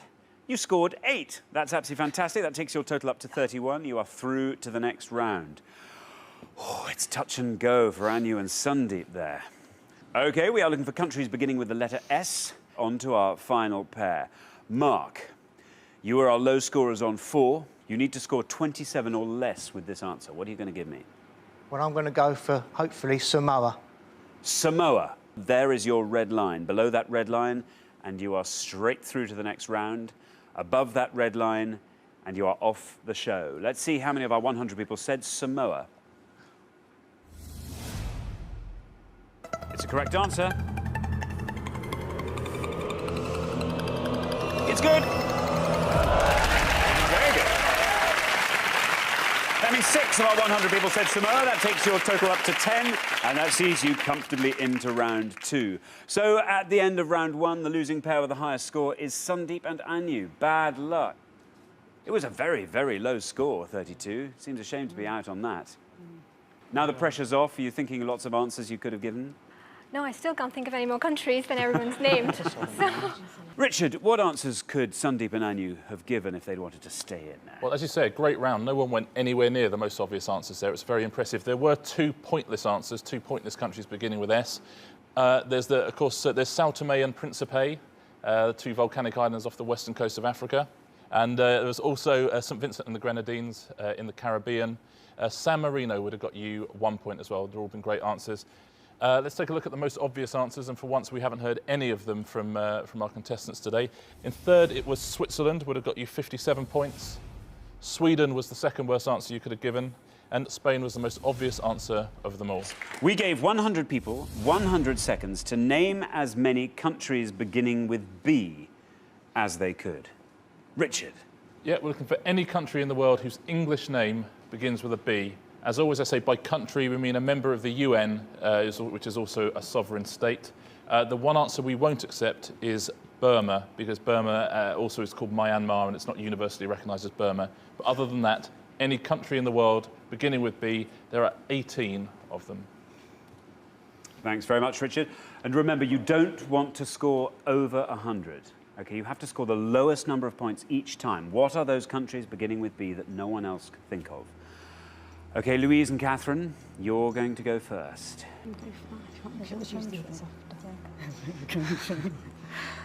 I think we've got one. OK. Bolivia. Bolivia.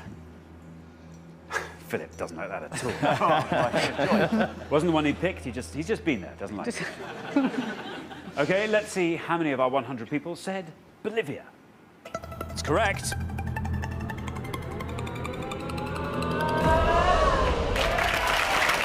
Not bad. That means 30 of our 100 people said Bolivia. After your first answer, your score is 30. Philip and Phil. We want a really obscure country beginning with B, one that will score you as little as possible. I'm going to go for Botswana. OK, let's see how many of our 100 people said Botswana. Well, it's correct. Down it goes. I can't fault you for your grouping. That means 29 of our 100 people said Botswana. So after one answer each, Louise and Catherine are on 30, Philip and Phil are on 29. OK, Louise and Catherine, you need to be careful now. Your next answer could possibly take you over 100 and you could be eliminated from the game. We want a really obscure country beginning with B, one that will score you as little as possible. OK, have we come up with an answer? We have come up with a couple, but we just think they're a bit common, but we're going to go for Belgium. To avoid going over 100 and risk being eliminated, you have to score 70 or less. You're giving me Belgium. Thank you. Let's see how many of our 100 people said Belgium. It's good. Oh! Louise and Cathy, you have gone over 100 points, but Philip and Phil haven't given their second answer, so it's not all over yet.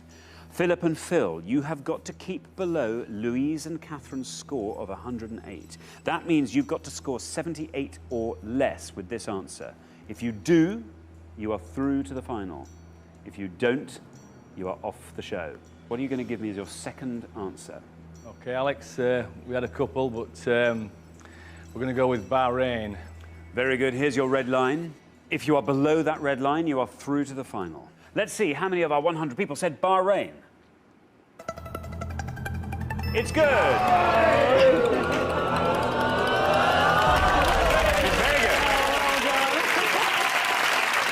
Well, you've had 2 turns each, and Louise and Catherine, you've gone over 100 points. I'm afraid that means you are off the show. Oh, bad luck. So, yes, countries beginning with B, not a strong suit for you. No. Oh, dear. But, Richard, for now, tell them what they should have gone for.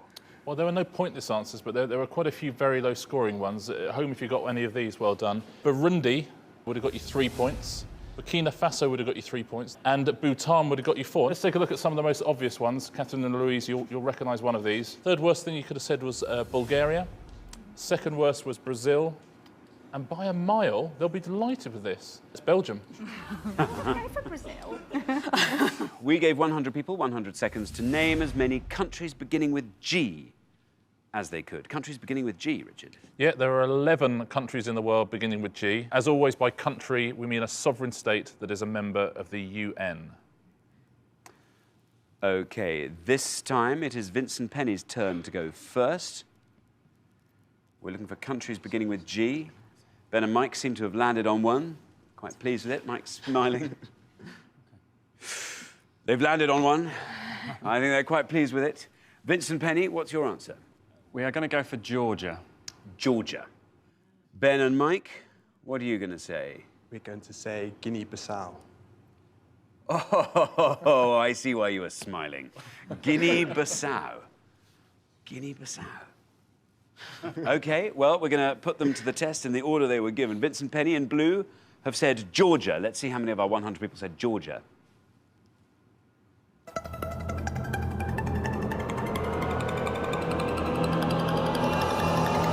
was good, 19. Look at that. Let's see how many of our 100 people said Guinea-Bissau, and if it is a correct answer. It is correct. Let's see how far down this goes. Oh, look at that. Good answer, Ben and Mike. Guinea-Bissau wins you that point, so you are 1-1 after the second question. Richard, great answers. Yeah, that's the way to do it. Guinea-Bissau, the best possible answer you could have given. It's the lowest score you could have got in this round. As I say, there are 11 countries in the world beginning with G. Let's take a look at all of them, see how many you got. Guinea-Bissau, best one we could have had. Staying in West Africa, we've got Gabon and Guinea. Then heading to sort of South America, Grenada and Guyana. 6 more. Georgia, we said that we've already had from Vincent Penny, got you 19. Guatemala with 26, then back to Africa for Gambia and Ghana. And we finish off in Europe, Greece, and as so often, Germany on top. We gave 100 people 100 seconds to name as many countries beginning with T as they could. Countries beginning with T, Richard. Yeah, we're looking for any of the 10 countries of the world beginning with T. As always, by country, we mean a sovereign state that's a member of the UN.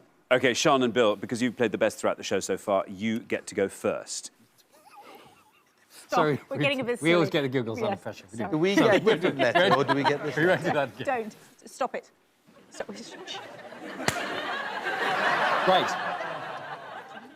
OK, we have white smoke. We're ready. Very good. Bill, Sean. We're ready, but we're not entirely confident. No, we're doing a Deborah. We are doing a Deborah. We are going for Turkmenistan. Oh, my goodness. Turkmenistan. Very good. Bill and Sean, Turkmenistan. Oh. Theo and Deborah, you can now talk out loud. OK, so remember, we are looking for countries beginning with T. Turkmenistan is a very good one. There's no point going for the obvious ones. That is a very good one. Well, you do the talking normally. Tangiers. Tangiers. OK, we have Turkmenistan, we have Tangiers. Sean and Bill have gone with Turkmenistan. Let's see if that's right, and let's see if it is right. How many people said it, Turkmenistan? It's right. No, I know that.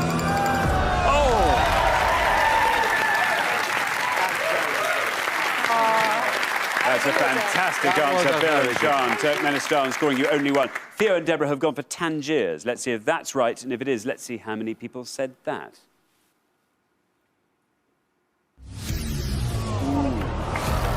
Bad luck, I'm afraid. That is an incorrect answer, which means after one question, Bill and Sean are up 1-0. Richard.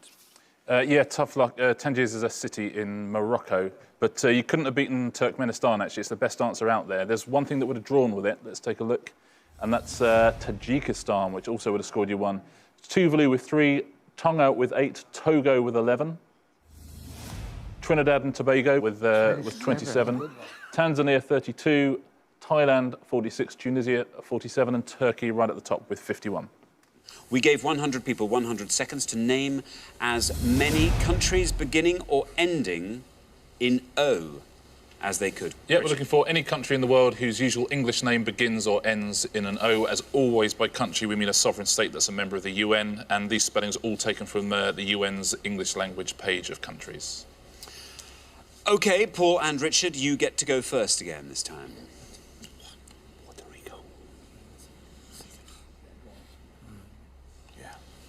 Puerto Rico. Puerto Rico. Puerto Rico. Adam and Sally-Ann. We've got Mexico at the moment, so we're going to go with that. Yeah, Mexico. Mexico. We have Puerto Rico and we have Mexico. OK, in the order they've been given, Paul and Richard, Puerto Rico. Is it right? How many people said it? Puerto Rico. Bad luck. I'm afraid that is an incorrect answer.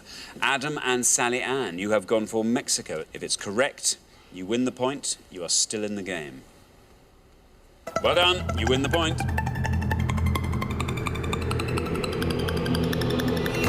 20. Surprisingly low score for Mexico, but all it had to be was correct. So after 3 questions, you are even, 1-1. Richard? Yeah, unlucky again, Paul and Richard. Puerto Rico is a US territory, not a country in its own right, Puerto Rico. So Mexico wins the points. There's only one country that begins with O, but there's plenty that end in O. Let's take a look at all of them on the board, see how well you did. As a pointless answer, Montenegro would have been a pointless answer, would have added money to the jackpot. Very well done if you got that. San Marino, Democratic Republic of Congo and Burkina Faso all scored 1. Trinidad and Tobago 2, Lesotho 3. Togo 6, Monaco 10, Morocco 14, Republic of Congo 15, there's Mexico on 20, and the only country to begin with O, Oman. It's actually at the top of the board with 24. We gave 100 people 100 seconds to name as many countries beginning and ending in A as they could. Yeah, we're looking for any country whose regular English name begins and ends in an A. As always, by a country, we mean a sovereign state that is a member of the UN. And indeed, we're looking for the full name of any country as listed on the UN's website English page. So any country that begins and ends in an A, please. Thank you very much, Richard. Now, Dave and Andy, because you've played best throughout the show so far, you get to go first. Okay, safer, isn't it? I think so. Yeah, yeah. We're going to try for Armenia. Armenia. OK, thank you very much. Armenia. Tony and Vicky, you can confer out loud if you like. Thought of 2, didn't we? So you go on. Albania is a possibility. What do you fancy? Andorra. Or Andorra. I don't know. Go on, you decide. Albania. Go on, then you go for it. We'll play it Albania. Albania. OK, we have Armenia. We have Albania. In the order they've been given, Dave and Andy went Armenia. Let's see if that's right. And if it is, let's see how many people said Armenia.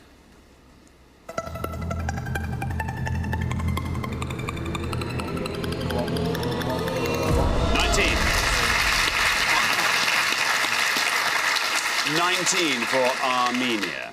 Tony and Vicky, you have gone for Albania. Let's see if that's right. And if it is, let's see how many people said Albania. 19 is what you have to beat. Well, down it goes. It's going to be close. Oh! 25 for Albania. So after the first question, Dave and Andy are ahead 1-0. Richard? Yeah, well played, Dave and Andy. 2 very good answers there. Your other answer, Andorra, would have scored 22, so also would have lost you the point. But there were 2 answers that would have won the point for you, and there is a pointless answer there as well. Very well done at home if you said Antigua and Barbuda, which was a pointless answer, would have added some money to the jackpot. Angola also would have won the point on 13. There's Armenia on 19, Algeria 21, Andorra 22. Some of the bigger scorers here, there's Albania 25, then Argentina 30, Austria 56, and Australia right at the top on 71. Very well done if you got all of those as well. We gave 100 people 100 seconds to name as many countries beginning with a Z or ending with an A as they could. Beginning with a Z or ending with an A, Richard. Yeah, any country whose usual short form name in English begins with a Z or ends with an A, please. As always, by country, we mean a sovereign state that's a member of the UN in its own right. So very best of luck. Thanks very much, Richard. Now, Vicky and Sue, a couple of farmers' wives.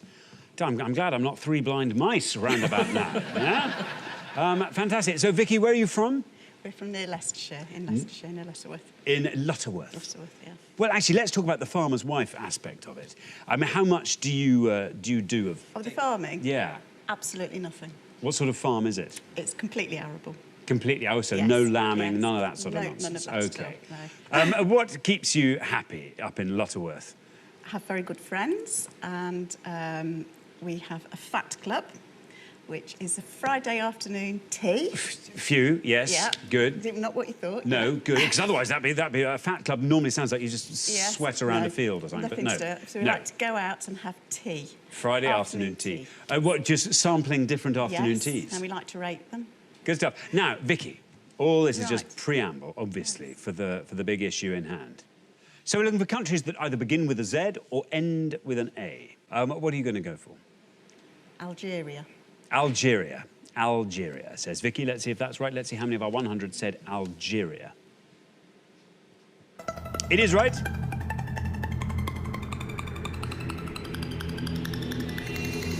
Not bad. 13.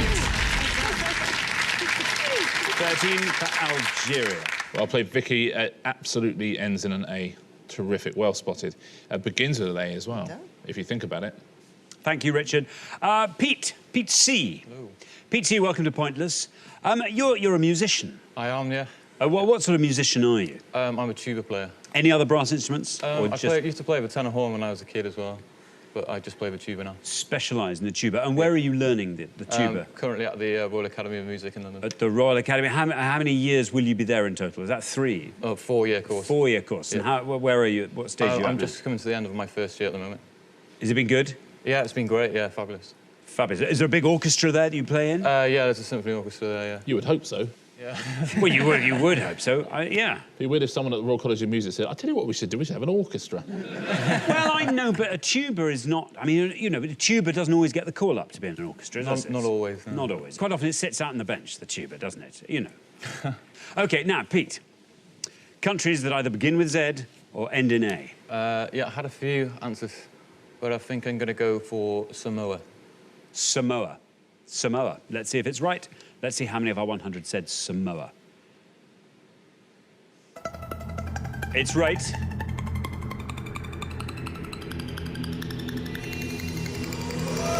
Pointless. Very well done indeed, Pete. That adds £250 to today's jackpot. It takes the total up to £1,250, and it scores you nothing. Very well done. Let's hope that's the first of plenty of those. Terrific answer, Pete. Very, very well played. Welcome to the show. It must be one of those tuba smarties we hear about. See, that's good. Thank you for your appreciative groan. Yeah. Excellent. Thank you. Now, Sakila, welcome. Thank you. Welcome. And now, what do you do, Sakila? I actually work part-time on a ticket office on a train at the railway station, but I also am a student nurse at the moment. Good. And what are your hobbies aside from the tickets? I'm a bit of a jackress of all trades. A jackress? Yes, if you can think of such. Like my sport, haven't done it in years though. I like to try and make my own clothes. Don't actually ever finish making anything. Like to do DIY. Nothing's ever complete. But you get to try it all, though. That's good. That's good. Yeah. Now, what about this world geography question? How are you feeling about that? Okay, I think I will go with Bolivia. Bolivia. OK, let's see how many of our 100 said Bolivia. It's right. Well, 13 is our high score at the moment. 0 our low. You passed 13. You're 8. There we are. It all paid off, Sakila. Very well done. Well played, Sakila. Good answer. Yeah, the only country in the world to rhyme with Olivia. Yes. Yeah. Yes. Thank you, Richard. Pleasure. Pete, Pete G, you've become Pete G since our last show. Yeah, I've gained a G. Now you look good with initials. It's good. Pete, remind us what you do. I work in a casino in Brighton where I run the poker room. What's the biggest win you've presided over? Unfortunately, I'm not allowed to give you that information. Not allowed to tell us that. Have you ever handed over a life-changing sum of money? Yes, but a long time ago. Oh, you see, if I were head of the casino in Brighton, I'd want you to say that. Do you know, that's credulous people like me then think, ooh, we must go to the casino in Brighton. £10 million, apparently. Yeah, wow. 10 million, can you believe it? On one hand of poker. He's just raked it over. Yeah. He had 2 sevens, he won £10 million, the guy. Wow. What about that? What about that? Now then, Pete, what are you going to go for? Yeah, I've got lots of answers ending in A. Can't think of many starting with Z, so I'm going to go for Panama. Panama, says Pete. G, let's see if Panama's right. Let's see how many of our 100 said it. It's right. Well, 13 still our high score at this point. You pass it 6. Very well done with Panama. Another very good answer, yeah, Panama.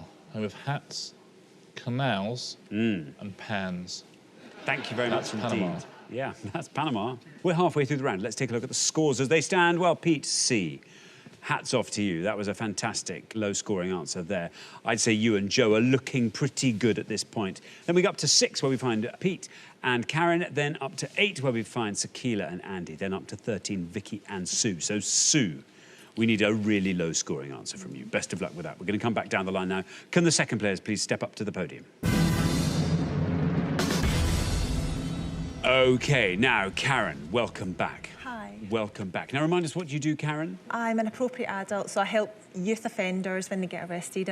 Go and sit in with them when they have interviews and help make sure they're being treated OK. Impartial. So presume an impartial adult? Yes. Do you just get called at the very last minute? So you have to be just available? Yes. You get on a rota to say, I'm available today if you need me, and then you never know. OK, you never Maybe there is someone, maybe everyone's been very good and no one's been arrested, if I'm lucky. Excellent. Anyway, listen, there you are. Let's have a country that ends in an A or begins with a Z. I'm going to try Guyana. OK, Guyana. OK, here comes your red line. If you can get below that with Guyana, you are through to the next round, for sure. Let's see how many of our 100 people said Guyana. Is it right? It is right.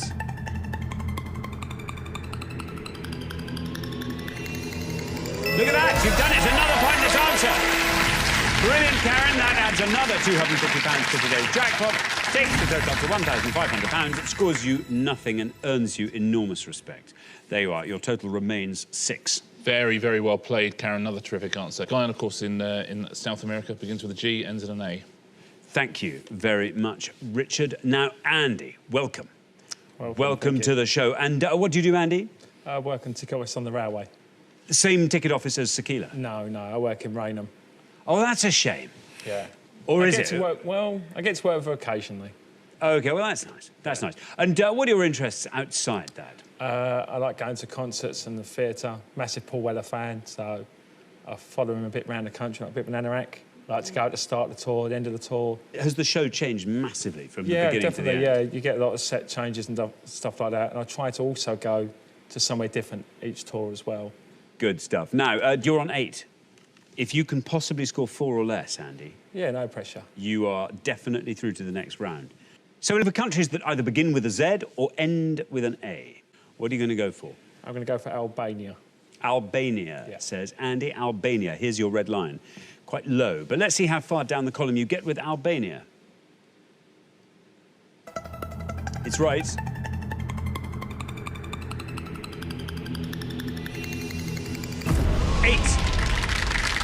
You equal Sakila's score in the first class. That takes your total up to 16. A lot of pressure on podium 1 now. Yeah.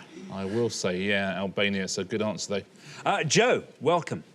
Welcome to Point. Also a musician. Yes. And where are you a musician, Joe? I'm currently in Cardiff, where I've just finished. I graduated studying cello at the Royal Welsh College of Music and Drama.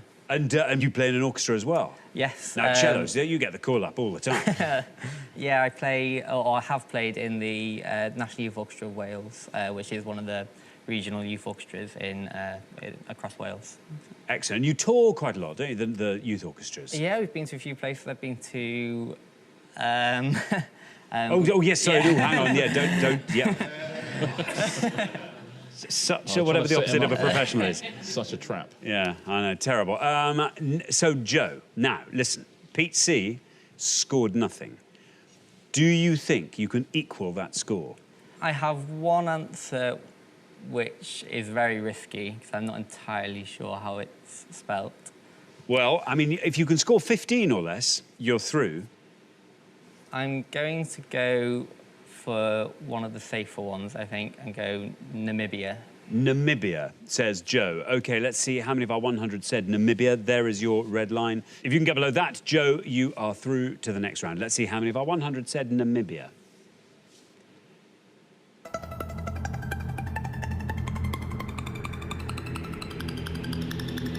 You've done it. 6. Very well done. 6 for Namibia. Well played, Joe. Namibia, almost entirely surrounded by countries I can't mention. Thank you very much indeed, Richard. Now, Sue, this is where we have a game on our hands. Very, very exciting indeed. Quite a lot of pressure there. Yes. Now, back to the farm. Are you involved in the farm as well? Not very much. No. I pay people. You pay people. That's a nice job, Collect isn't the it? money in. Yeah. And I have driven a tractor once or twice. There we are. Until I mangled a gate and then they didn't let me do it again. And that was it? No more tractor? Sue, what are your interests outside of farming? I ride horse. I share a horse with my daughter and try to keep it fit while she's at university. Very good. OK, now, listen, you're on 13. You have to score 2 or less. I've got lots of answers, but Eritrea? Eritrea, says Sue. Eritrea. Here's your red line. If you can get below that red line with Eritrea, you remain with us.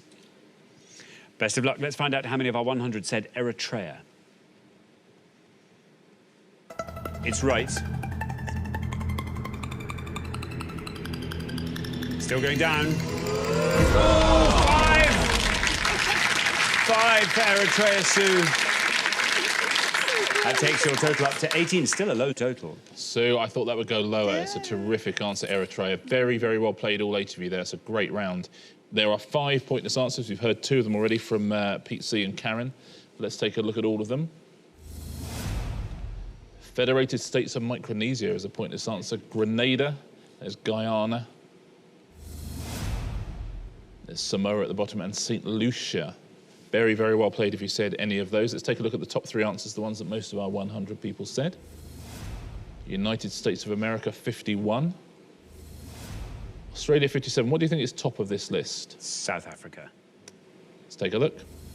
Zambia on 66. Zambia.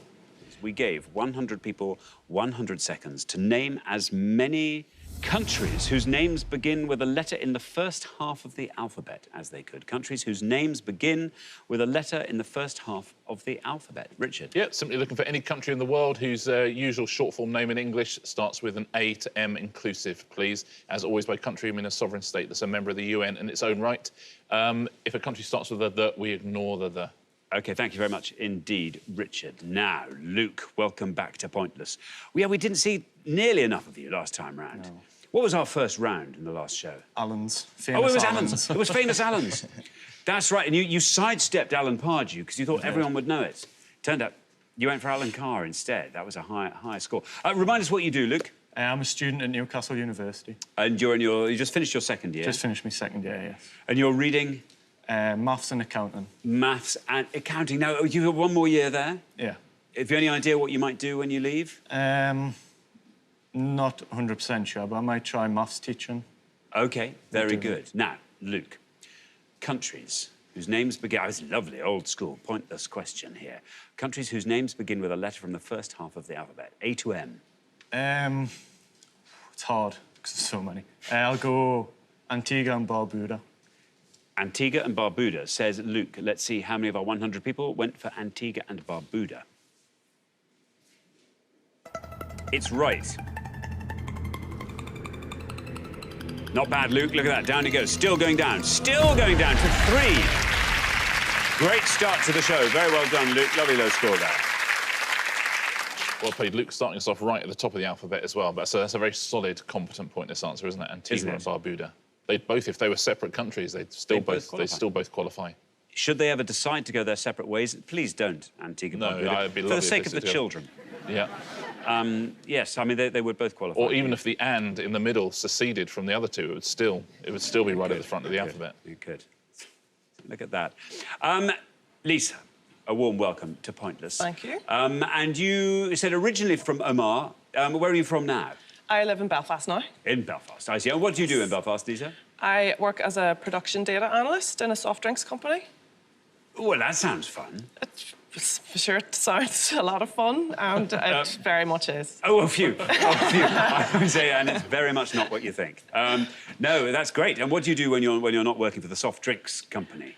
I like learning things, anything that I can read or see, go to museums.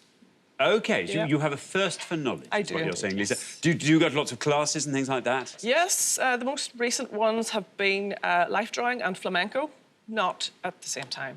No, well, it'd be hard. Yes. They would keep changing. Now, Lisa, what are you going to go for? I will chance with Honduras. Honduras. Honduras, says Lisa. Let's see how many of our 100 people said Honduras. It's right.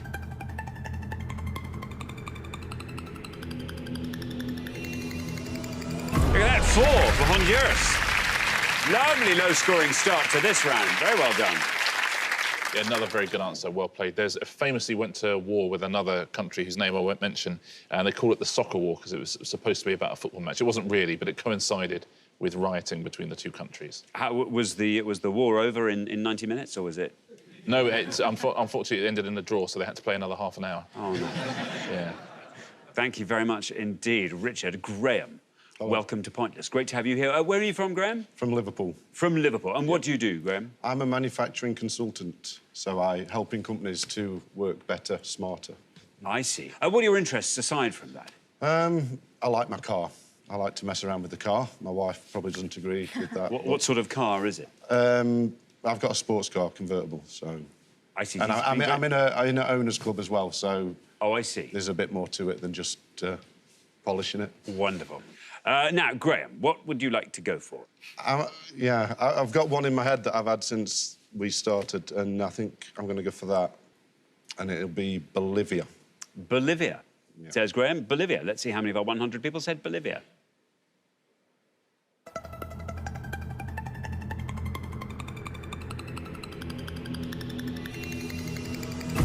Very much in the right sort of ballpark there. 6 for Bolivia.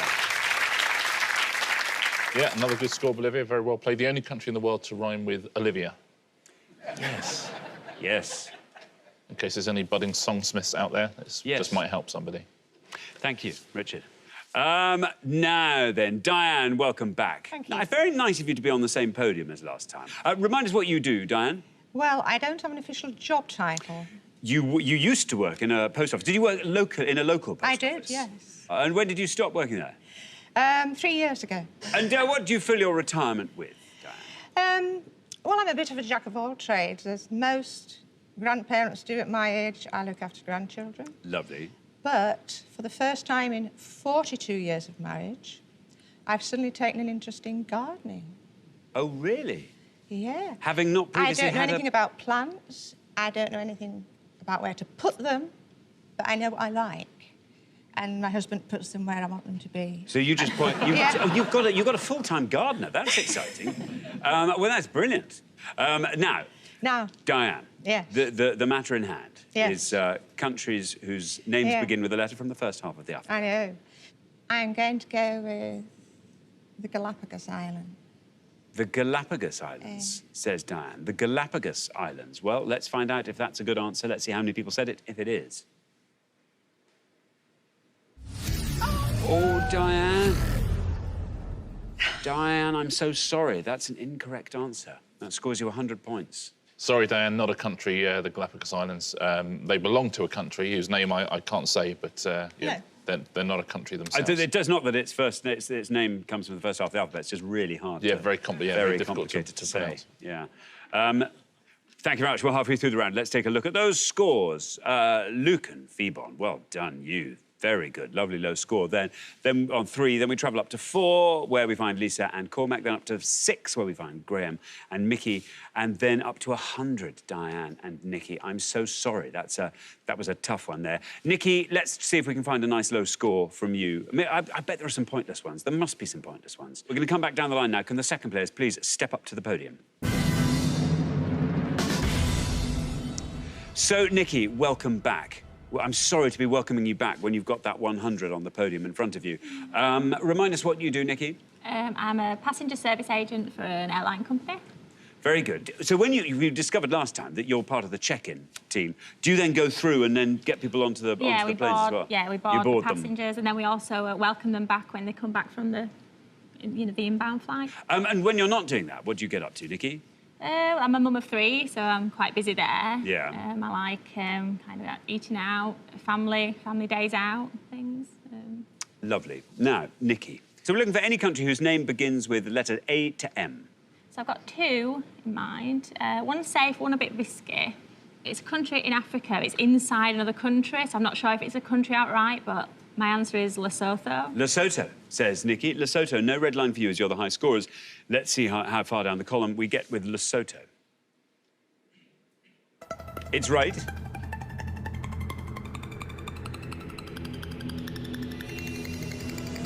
Look at that, 2, Nikki. The lowest score of the round so far. Ironically, adding to the highest of the round so far and taking your total up to 102. Yeah, and another good answer from Nikki as well. And it has the good grace to be encircled by a country I am allowed to name, which is South Africa. South Africa.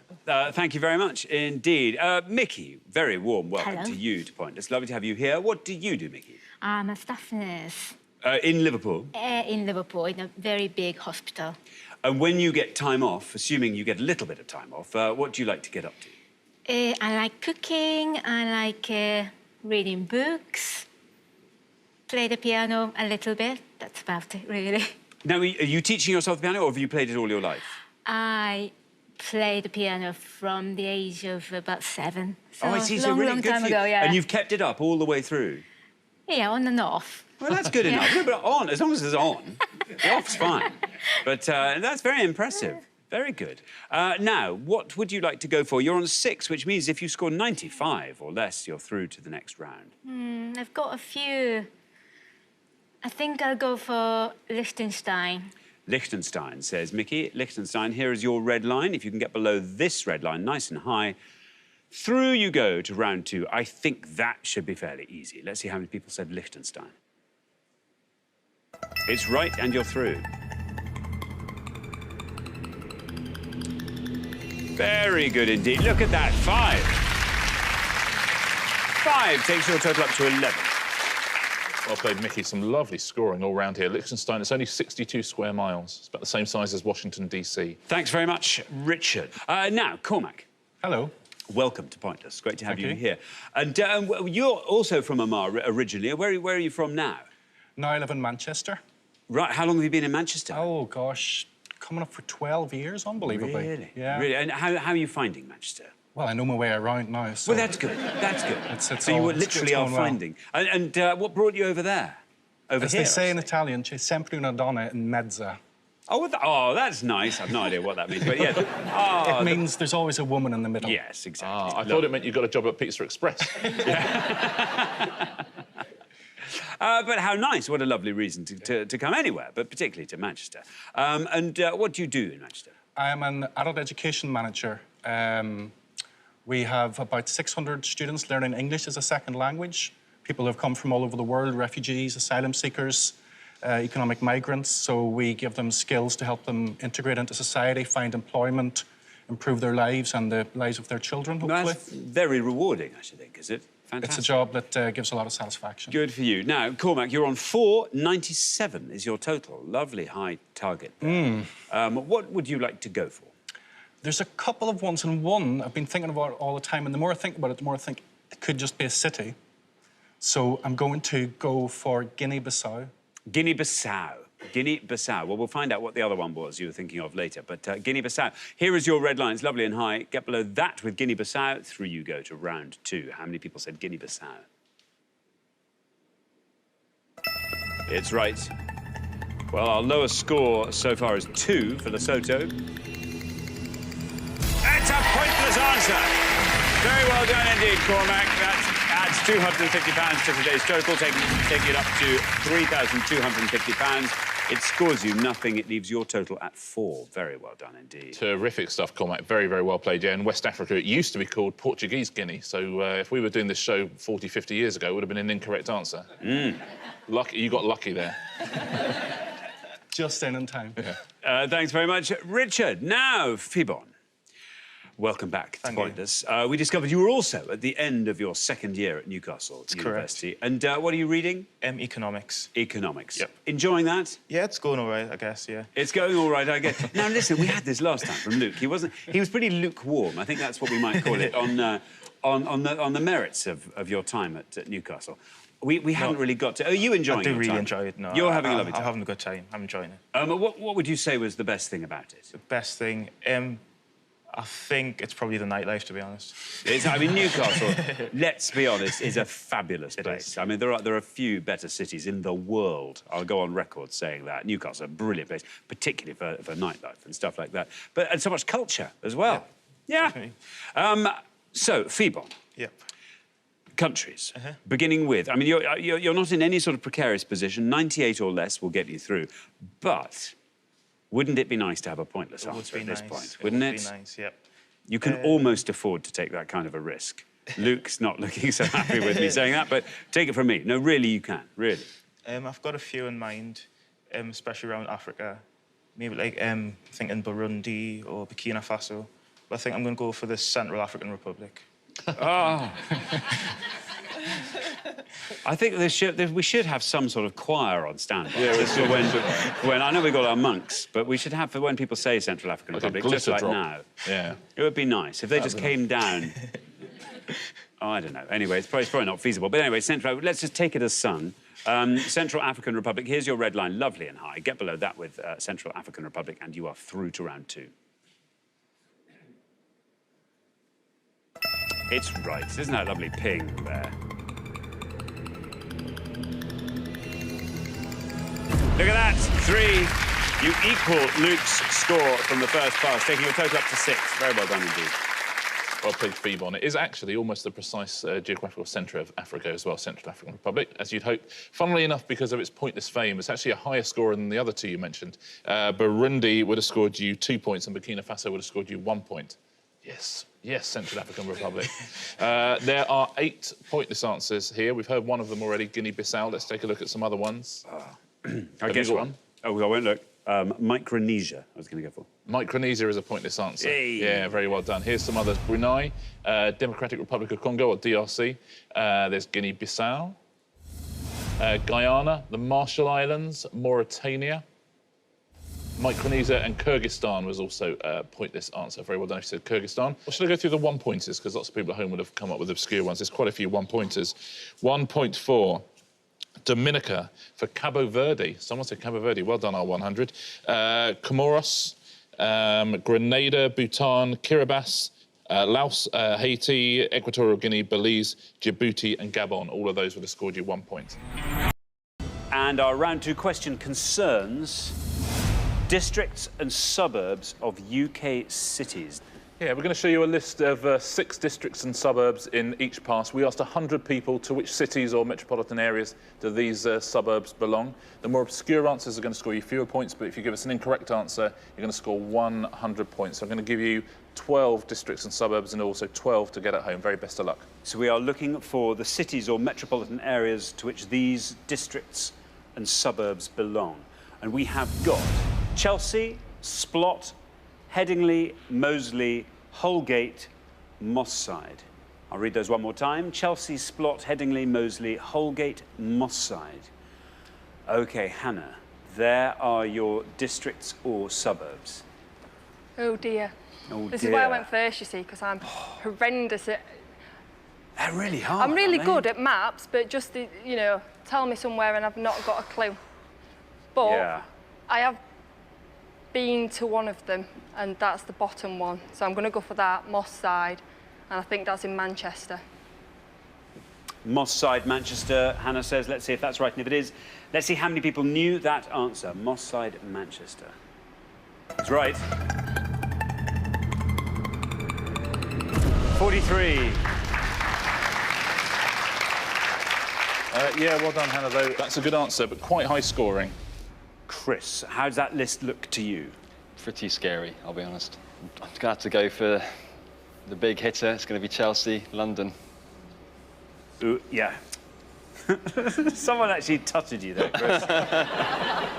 Chelsea, London, you're saying. Let's see if that's right, and if it is, let's see how many people said Chelsea, London. 76.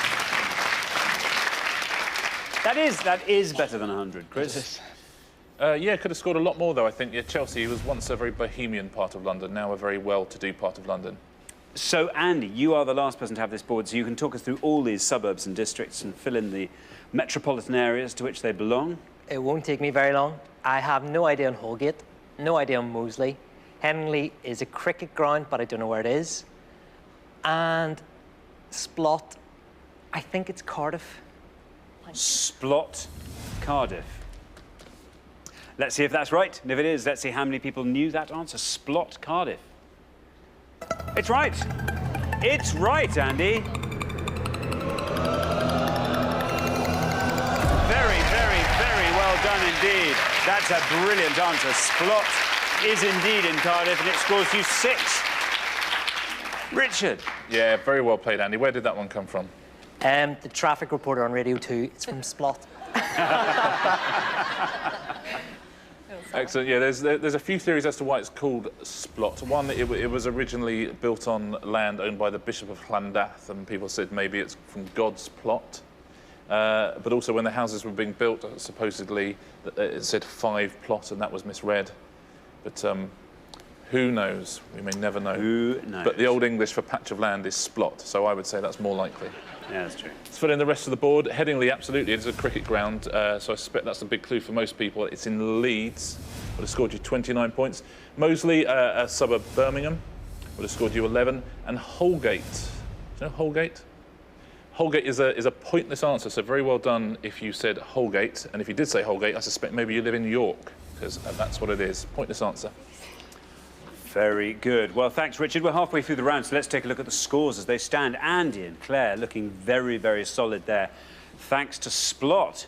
Then up to Hannah and Vicky on 43, and then up to 76 for Chris and Colin. So, yes, Vicky and Colin. I guess it's going to be between you two, really, to decide who stays and who goes. OK, we're going to come back down the line. Can the second players please take their places at the podium? OK, we're going to put 6 more districts or suburbs on the board, and here they are. We have got Craigleith, Gosforth, Toxteth, Headington, Drypool and Govan. I'll read those one more time. Craigleith, Gosforth, Toxteth, Headington, Drypool and Govan. Now, remember, we are looking for the cities or metropolitan areas to which these districts or suburbs belong. And obviously, Claire, you're trying to find the one that the fewest of our 100 people knew. How does that look to you? Terrifying. Really? You say I'm trying to find the one with the fewest. I'm trying to find the one that I recognise, and that's proving challenging enough.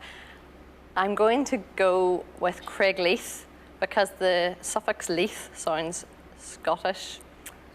I'm going to go for Glasgow. Craigleith. Glasgow, you're saying. There's your red line. If you get below that red line, you're through to the next round. Glasgow, Craigleith. Is that right? How many people said it, if it is? Oh, Claire. Yeah.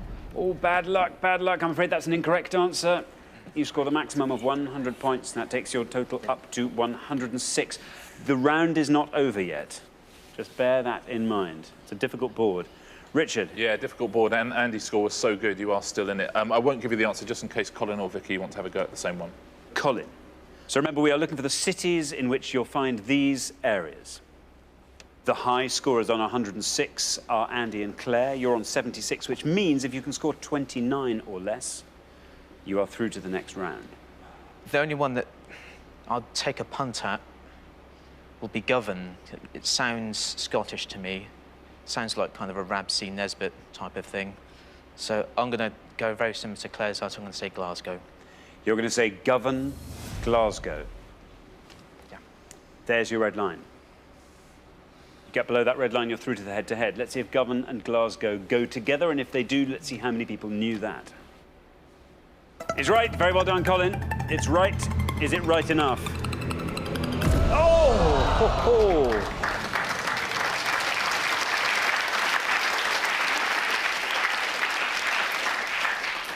Well, that scores you 35, takes your total up to 111. Slightly Pyrrhic victory, that one. A brilliant answer. Yes. Is it enough to see you through to the head-to-head? We shall see. We shall see. Govan, Richard. Yeah, a few too many points. It is in Glasgow, and it is actually where Rabsy Nesbitt is set as well. Vicky. The high scorers are now Colin and Chris on 111. You're on 43, which means you need to score 67 or less to be in the head-to-head. Do you think you can do it? How's that board behind me? I do know Toxteth, and I would like that with Craigleith, but it's definitely Toxteth. There were riots there in the early 80s, and that's Liverpool. Toxteth, Liverpool, you're saying. Here's your red line, nice and high. Below that red line, you're through to the head-to-head. Toxteth, Liverpool, is it right? And if it is, how many people said it? It's right, Vicky. And you're through to the head-to-head. Very, very well done. 46 takes your total up to a brilliant low 89. Well played. Yeah, well played, Vicky. Let's take a look at the rest of the answers, though. Gosforth, that's your neck of the woods. Newcastle. Newcastle, absolutely right. 14. Craigleith, as I suspect Andy knew, it's not Glasgow, it's Edinburgh. Would have scored you 5 points. Headington, do you know Headington? Well, no, I was just about to say Leeds again, but no, Headingley. Oh, it's Oxford, it's Oxford. It is Oxford, yeah, I was going to say, I would have scored you 3. And Drypool is another pointless answer. Any ideas? Drypool. Not a word. However, everybody in Kingston upon Hull will be saying that's where it is. Because it's Hull. Oh, I see. Oh, right, yes. Thanks very much, Richard. So at the end of round 2, the losing pair with the highest score, it's Chris and Colin. Oh, dear. Yes, exactly. Quite right. Quite right. I'm sorry we didn't have any Norwich suburbs there. I don't think we'd know them. No, I don't think we would. Anyway. Well, I predicted great things for you, and well, you've made it through to round 2, which is good. It's certainly better than we did last time, so... It's better than you did last time. Yes. We've got to see a little bit more of you, but I still don't think we've had your best, I'm afraid. But that's it. That's the end of your pointless road. Lovely. Thanks very much for playing, Colin and Chris. Thank you. It's been brilliant contestants. Thank you. Here it comes. We gave 100 people 100 seconds to name as many capital cities with exactly 2 vowels in their name as they could.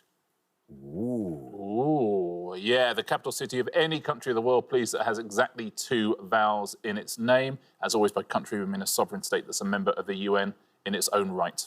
They can be different vowels or the same vowels, as long as there are only 2. Only 2. Yeah, no more than 2. Right. Chris, have you got that? I think so. I think he's got it. I think he's got it. Chris, welcome to the show. Lovely to have you here from Glasgow. Yes. Tell us all about yourself, Chris. I'm Chris. I'm 31 from Glasgow and work as a retail liaison manager. In what kind of environment are you doing your liaising? In a shopping centre environment. I see. What sort of age is the shopping centre? Is it one of these flash new ones? No, it's a kind of mix. It's an old 1970s building that had a late 90s structure attached to the side. I see. So, very good. What are your interests, Chris? I enjoy photography. Even I met studying photography. She made it as a photographer, I did not. So I still like to keep it as a hobby, especially film photography. Excellent. Now, Chris, capital city with exactly 2 vowels in its name. Have you got an answer? I do, yes. I'm going to go for Baku. Baku. Yes, exactly. Oh, a couple of claps there. In fact, no, it's tipped over into a full clap. There we are. Baku is what Chris is kicking us off with. Let's see how many of our 100 people said Baku. It's right. Still going down, Chris. Down to 3. Very well done indeed. What a start to the round. Very good. Yeah, capital of Azerbaijan, very well played on that first podium. It's the furthest east the Eurovision Song Contest has ever been held. Yes. Yeah. And it's got probably. And it's got... No, it is. Yeah, no, I'm sure, yes. And it's got an A, although I'll take it on advisement. Let me think. I'll take it, yeah. An A and a U. A and a U in Baku. There we are. Yeah, thank you. Pleasure.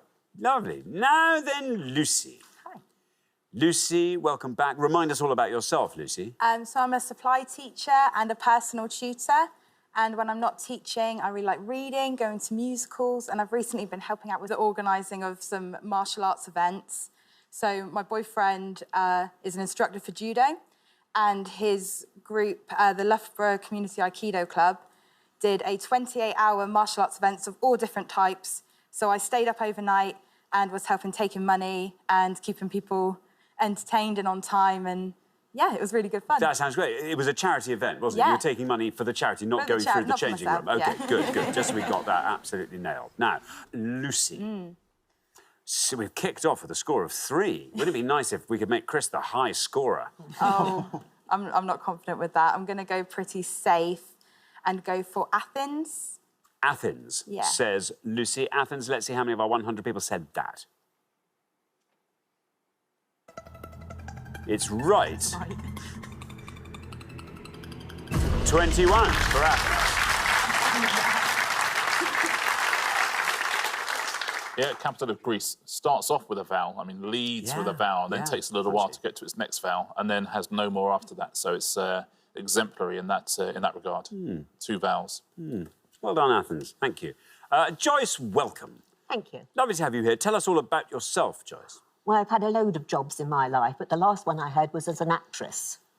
I was in Me and My Girl in the West End years ago for 7 years, yes. The Stephen Fry version of that? Yes, that's right. That's fun. So 7 years on the West End. Yes, that was. It was great fun. Lovely show to be in. Bet. Did you tour with it as well? I was actually asked to go on the tour halfway through it because somebody broke their ankle. Do you know what? I was asked if I wanted to go on the Me and My Girl tour. Really? And, I thought about it.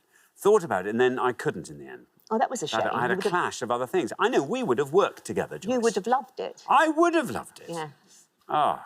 Anyway, well, we're working together now, which is nice. That's I'm sorry, a little bit late, but nice to get round to it eventually. Joyce, what are you going to go for? Capital cities with 2 vowels in their names.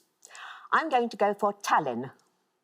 Tallinn, says Joyce. Yeah, another great answer. Let's see how many of our 100 people said that. Well, 21 is our high score, 3 is our low. And you're down to 2. Look at that, Joyce. Hats off. Tallinn scores 2. That's a great answer, Joyce. Well played. Yeah, capital of Estonia. It's got an A and an I in it. You would have got so bored of him after, like, a couple of shows. I promise you. Listen, I've done 1,500 shows with the guy. Honestly, the novelty wears off. Don't know, with respect. Oh, he's still got respect. Anyway, thank you very much indeed. Will, welcome to the show. Thank you. Tell us all about yourself, Will. Well, I live in Leeds at the moment. Hang on a moment or two. Just moments ago, you were saying you were from Ross-on-Wye. Well, that's where I'm from. Oh, and I'm just representing, you see. Oh, that's nice. Does that mean you will be returning to Ross at some point? Quite possibly, but not in the near future. Not in the near future. In case my boss is watching, obviously. Yeah. OK, but Leeds is a lovely place to be as well. It is, yeah, I'm really enjoying it. Vibrant city. What do you do, Will? I'm a transport manager. For a haulage? Yeah, removals company. Ah, now that's interesting. Domestic or business or either? Mainly domestic, yeah. We do a few office moves, but not too much. So it's, yeah, house-to-house removals to the... There is an art to that. Now, Will, what are you going to go for? We've had some lovely low scores here. Going to go, I mean, I'm not sure on the pronunciation. There's a couple of ways of doing it. There's Phnom Penh or Phnom Penh. Phnom Penh. It's a fairly silent P, I think. Yeah. Let's see how many of our 100 people said that.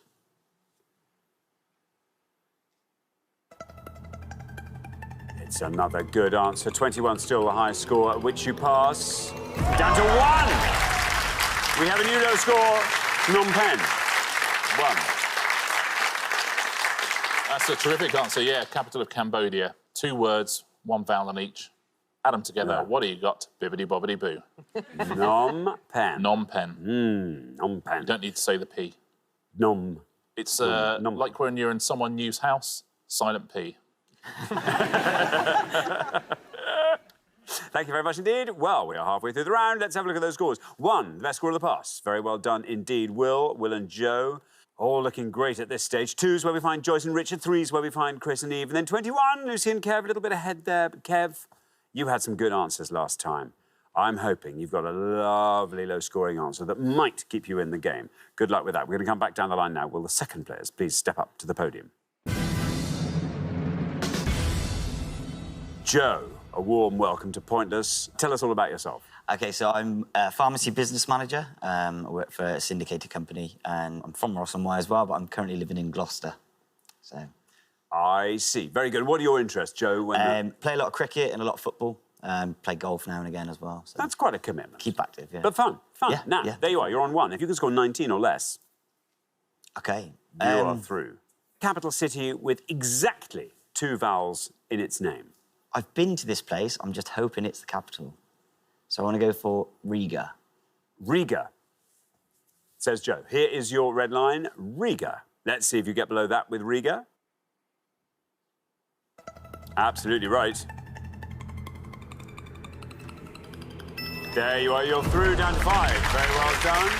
Riga taking your score up to 6. That's the total. Yeah, next door to Tallinn, essentially, capital of Latvia, Riga. Thank you very much indeed. Now, Richard, welcome. Hello. Good to have you here. Tell us all about yourself, Richard. I'm an accountant from Suffolk. I've been doing accountancy almost all my life, and I do a bit of DJing on the side sometimes. So where do you do your DJing? Is this... There's the local charity station called Radio Castle that used to just broadcast on the internet, and they were in the building I used to work in, and so I volunteered to DJ. You went down and thought, well, actually, this would be quite fun. How long's the show that you do? I used to do 2 hours on a Friday night. Oh, that's fun. Friday night. Yeah, Friday night. Good slot to have. Very good slot. Now, Richard, Joyce has set you up beautifully there. If you can score 18 or less, you're into round 2. I'm not sure I can quite do as well as Joyce can, but I'm going to go for Dublin. Dublin, says Richard. Let's see how many of our 100 people said Dublin. Here's your red line. Dublin is right. 34 for Dublin, taking your total up to 36. The door has opened for Kev there. Yeah, you saw a light come on in Kev's eyes after that answer. Yeah, you and I. That's one of the greatest cities in the world, isn't it, Dublin? Great place to go. Yeah. Yeah. Thank you, Richard. Now, Kev. Ooh, Kev. Oh, it's looking stock dancers have possible. gone already. So Oh, no, they haven't, Kev. That's not true. Remind us all about yourself, Kev. I'm a kitchen fitter from Plymouth, and in my spare time, I'm an online F1 driver. An online F1 driver? Yes. Sorry, OK, got it, yes, sorry. Just took me a little while to unpack that. I've run an online community called OBRC, which is Old Blokes Racing Club, and we all get the generic games that come out and have championships and time trials and rallies and stuff like that in our own little inner bedroom driving an F1 car. Are you all in the same place, or do you No, all, around the world. remotely It's North around America, Canada, Europe. We've got 150 members. Oh, that's quite it's good fun. And you do full Grand Prix, do you? Yeah, full. Well, 50% distance on a Sunday, so it's a good hour, 35 to 40 laps normally. What's your best position? My best track is actually Baku in Azerbaijan, so that was one of my answers. I'm fastest there, but I came 3rd in that race. Very good. Well, there must be some other answers. Maybe this has taught you some good capitals. I know I need to go quite low to get these guys. Yeah. I'm 14 is hoping, your target. I'm hoping it's the capital, but I'm going to go for Pyeongchang. Pyeongchang. There is your red line. Let's see what happens when we say Pyeongchang. Real bad luck, Kev. I'm so sorry. That scores you 100 points, takes your total up to 121. Yeah, I'll give all the correct answers at the end of the pass. Thank you very much, Richard. Now, Eve, welcome. Good to have you here. Tell us all about yourself, Eve. I'm a photographer up in Glasgow, work for a publishing house on a whole host of magazines. See, that's fun. What sort of particular photography do you specialise in? I do a little bit of everything. I do interiors, I get to go and poke about in people's houses, I do editorial portraits, just whatever they need me for. Everything, literally everything. Do you have a Literally favourite kind of photography? Portraits, always portraits, yeah. Always working with people. Portraits. That's nice. And these days, lighting for photography is just so much easier, isn't it? So much lighter. Used to be sort of, people had to lug great big heavy lights and stands. I'm still lugging heavy lights and stands. Still heavy lights and stands. Anyway, Eve, there you are. On 3, doesn't matter what you score here. You're through to round 2 anyway, but let's come up with a pointless answer, shall we? going to go for Zagreb. Zagreb. No red line. You're already through. Let's see how many of our 100 people said Zagreb. It's right.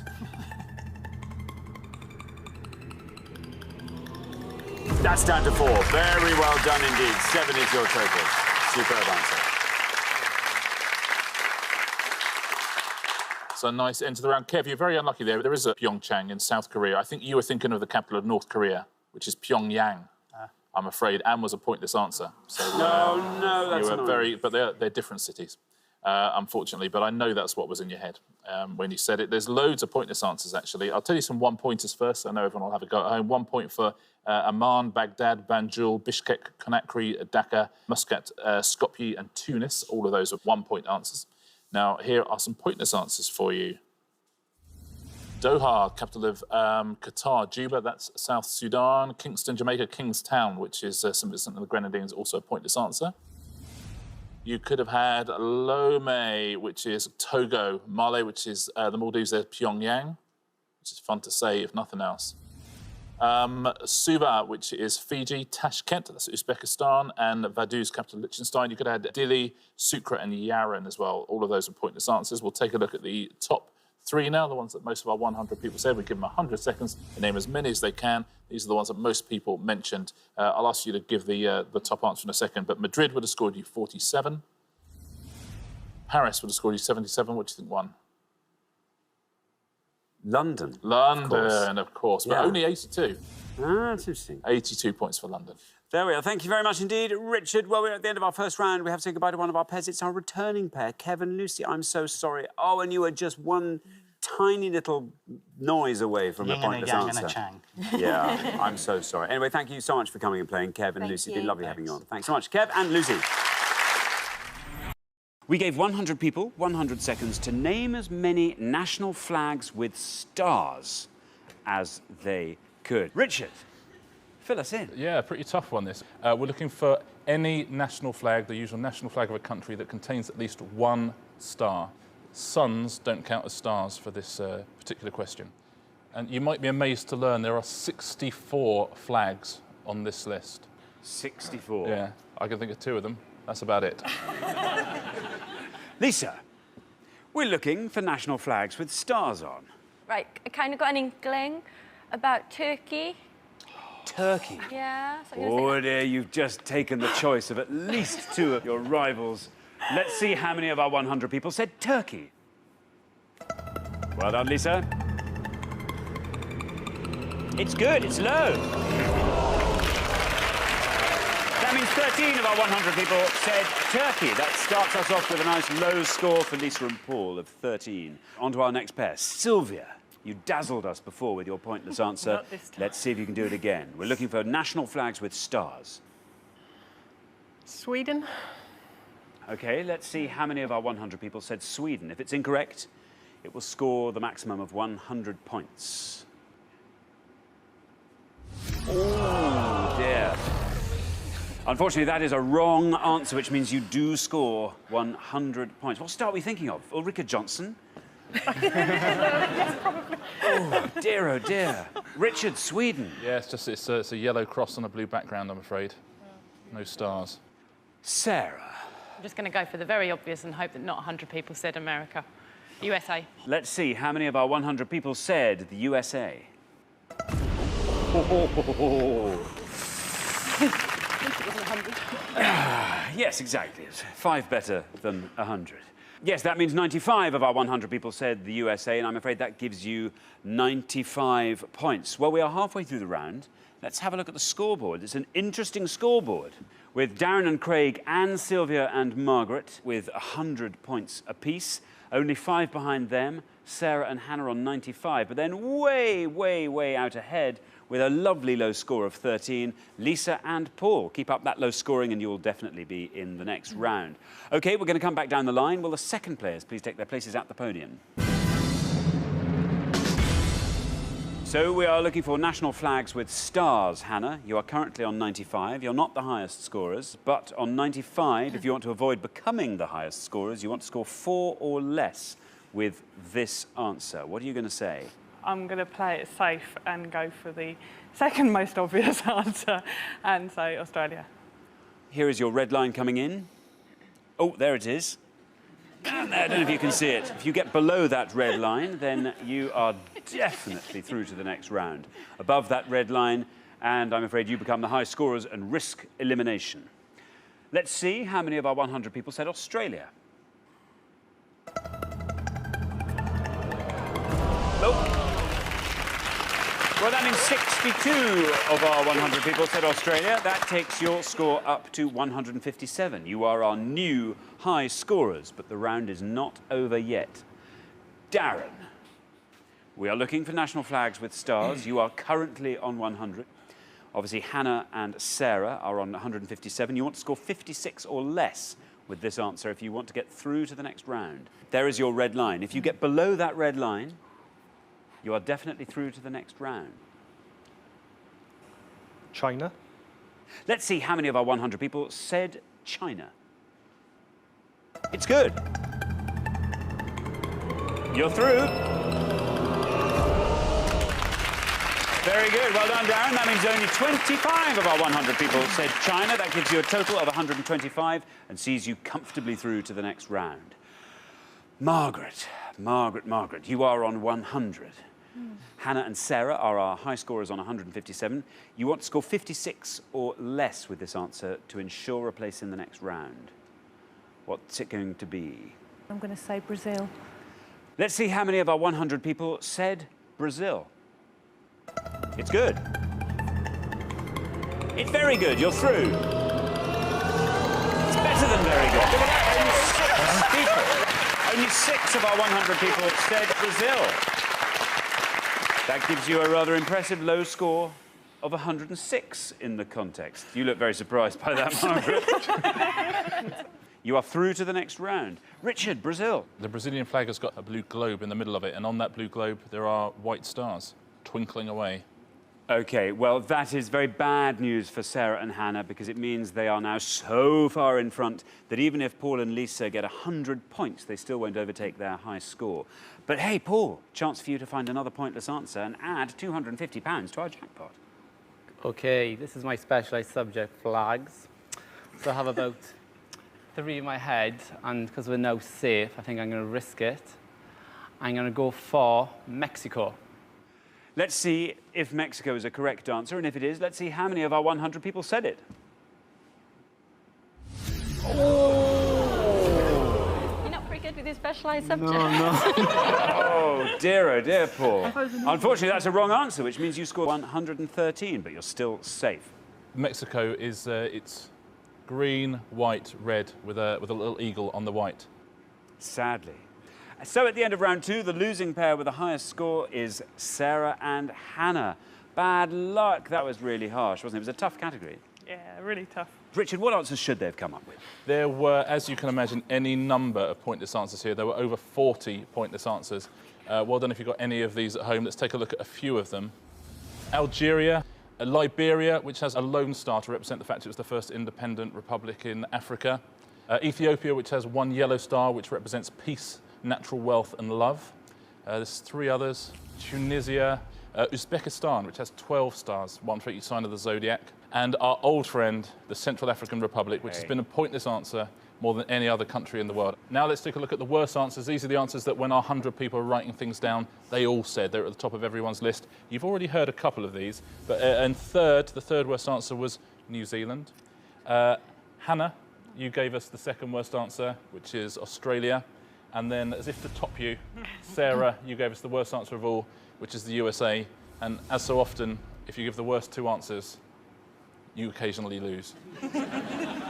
Thanks, Richard. Well, Sarah and Hannah, that was your second and final chance on the show. You just didn't have that pointless star on national flag knowledge you needed to get through to the final. But thanks so much for playing. You have been great. European football teams and their countries. Richard. Yeah, on each pass we're going to show you a list of 6 professional football teams from Europe. We asked 100 people in which country do they play. The more obscure answers will score you the fewer points. If you give us an incorrect answer, though, you're going to score 100 points. Thanks very much, Richard. So we are looking for the European countries in which these football teams play professionally. And we have got Anderlecht, Real Sociedad, Steaua Bucharest, Juventus, Red Star Belgrade and Saint-Etienne. I'll read those again. Anderlecht, Real Sociedad, Steaua Bucharest, Juventus, Red Star Belgrade and Saint-Etienne. There are the 6 teams. You need to give me the countries in which those football clubs play professionally. Now then, David, is this a good category for you?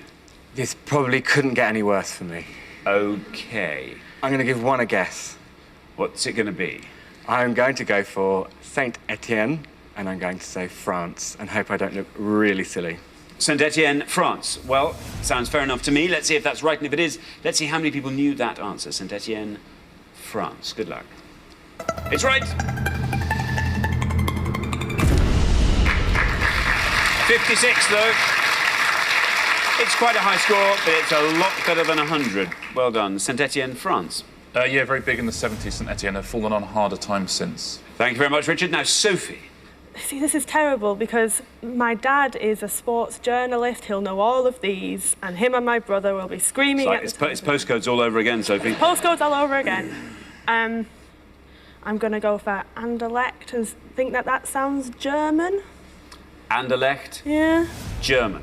Mm-hmm. Sometimes I can tell from the murmur or the inhalation from the crowd. Oh, no. Whether or not that's right, I can't tell. I think I can't tell. There's only one way to find out. Sophie, Anderlecht, Germany, you are saying. Let's see if that's right. If it is, let's see how many people said it. Good luck. Oh, bad luck, Sophie. I'm afraid that's what that noise meant. I'm afraid that's an incorrect answer, which means you score the maximum of 100 points. Bad luck. Anderlecht. Richard. Yeah, sorry, Sophie. Anderlecht, not German. I won't say what they are, just in case Christine wants to have a go at the same question. OK, now, Christine, you're the last person to have this board, so you can talk us through every team on it, if you like. If my husband was here, he would start from the top and read them all out and probably get them all right, but I have not got a clue.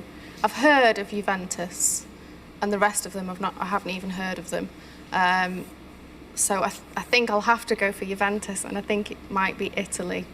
Juventus, Italy, you're saying. OK, yeah. Very good. Juventus, Italy. Let's see if that's right, and if it is, let's see how many people said Italy for Juventus. Well, that's right. Down it goes, 43. The best answer on the pass.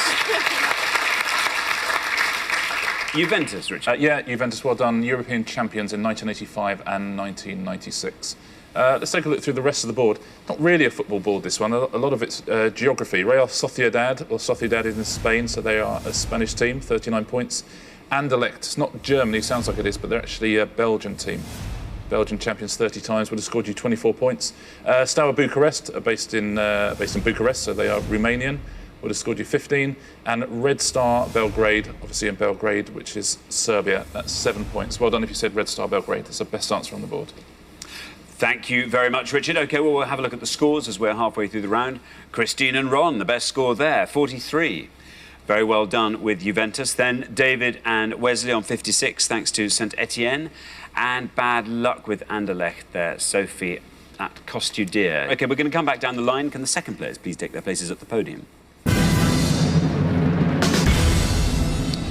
OK, we're going to put 6 more teams on the board, and here they are. We have got St Patrick's Athletic, FC Shakhtar Donetsk, Panathinaikos, Rosenborg, BSC Young Boys and SL Benfica. I'll read those one more time. St Patrick's Athletic, FC Shakhtar Donetsk, Panathinaikos, Rosenborg, BSC Young Boys and SL Benfica. Now remember, we are looking for the European countries in which these teams play, and you're trying to find the one, obviously, that the fewest of our 100 people knew. Now, Ron.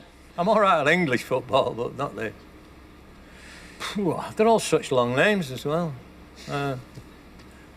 I'll go for Panathinaikos, Greece. Panathinaikos, Greece. You are saying that the high scorers are Betty and Sophie on 100. If you can score 56 or less with Panathinaikos, Greece, you're through to the head-to-head. There's your red line. Below that red line, you've done it. Panathinaikos, Greece. Is it right? How many people said it? Well done, Ron. Head-to-head. 48, that scored you. Takes your total up to 91. Richard. Yeah, well done, Ron. Safely through Panathinaikos. They're Champions League regulars from Greece. Now then, Betty. These next two answers are going to be crucial. At the moment, you are the high scorers on 100. You just have to score as low as you possibly can. Now, I'm really hoping that somewhere on that board is a team you've heard of and you know which country it's from. Oh, no. I prefer rugby. I'm just going to take a guess. I think Sophie would do the same as me. I'm going to go, is it Rosenborg? Rosenborg? I'm going to say Sweden. Rosenborg, Sweden. OK, there's no red line for you, obviously, because you are the high scorers. We will just have to see. Rosenborg. Is it right? How many people said it if it is? Rosenborg, Sweden. Oh. Sorry. Bad luck, Betty. I'm afraid that is an incorrect answer, which means you scored a maximum of 100 points, taking your total up to an unbeatable, I'm afraid, 200 points. Richard. Yeah, unlucky, Betty. I won't give you the answer just in case Wesley wants to have a go at the same question. So then, Wesley, well, the good news is you and David, once again, can answer in the second pass knowing that you are through to the next round. There's a couple, I think. Well, the FC Shakhtar Donetsk. And I'm thinking SL Benfica might be a Spanish team, but we've already had Spain, so I don't know if we can have more than one team in a country. I'm going to go with St. Patrick's Athletic and Ireland. And hope. Stands to reason, doesn't it? St. Patrick's Athletic Ireland, you're saying. Let's see if that's right. And if it is, let's see how many people said it. No red line for you, obviously, because you're already through to the head-to-head. Yes, it's right. Well done, Wesley. 51, that scores you. Takes your total up to 107. Richard. Yeah, well done, Wesley. Irish champions 8 times. Let's take a look at all of the answers then. The biggest scorer on that board that we haven't done is Benfica, who are Portuguese, 26 points.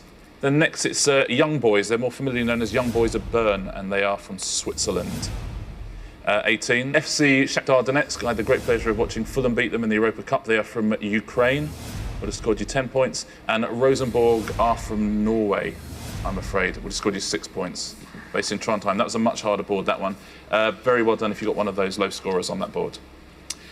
Well, thank you very much, Richard. So at the end of round 2, the losing pair with the highest score, I'm afraid, Betty and Sophie. Oh, we haven't looked after you at all well, have we? You're terrible.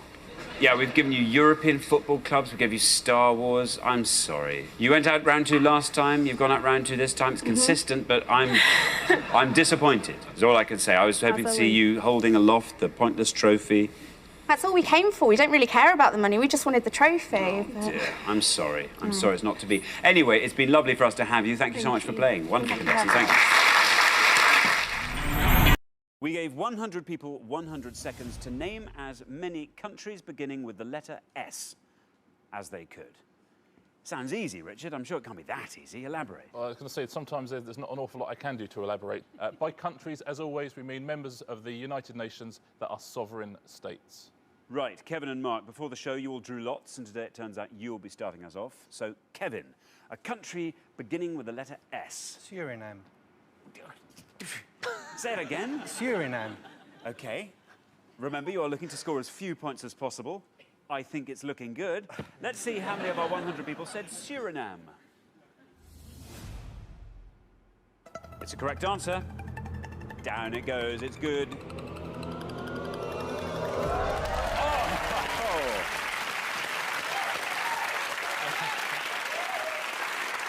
Well, that means 4 of our 100 people said Suriname. Richard, fill me in on Suriname. Yeah, Suriname is just up the top of South America, and very few people know where it is. Wow. On to our next pair. Sue, what are you going to give me? Country beginning with S. Sri Lanka. Very good. Let's see how many of our 100 people said Sri Lanka. It's a correct answer.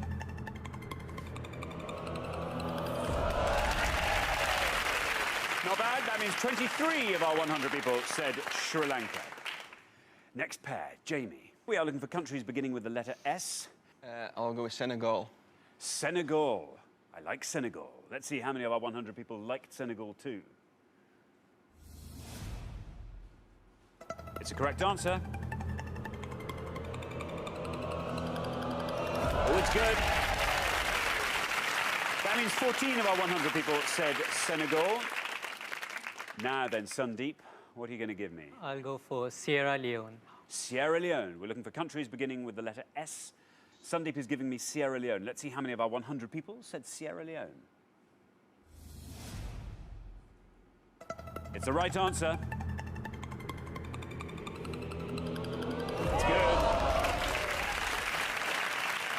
That means 17 of our 100 people said Sierra Leone. Joe, what are you going to say? We're looking for countries beginning with S. Sudan. Sudan. Let's see how many of our 100 people said Sudan. It's a correct answer. It's another good one. That means 23 of our 100 people said Sudan. Right, we are halfway through the round. Let's see where we are on the scoreboard. Kevin and Mark looking fantastic. Suriname. Keep up that low scoring and you'll definitely be through to the next round. Things looking a little bit more precarious for Sue and Sharon and James and Joe, both of whom are on 23. You are both our front runners now in terms of the score. You've got to hope that you can find a pointless answer on the way back and everyone else scores as high as they can. Right, we're going to come back down the line. Can the second players please take their places at the podium?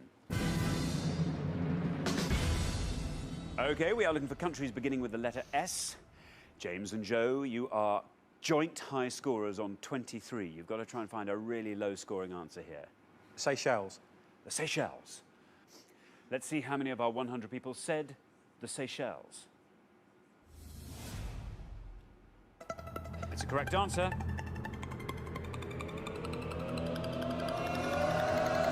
Oh, it's good. That means 6 of our 100 people said the Seychelles. That takes your total up to 29.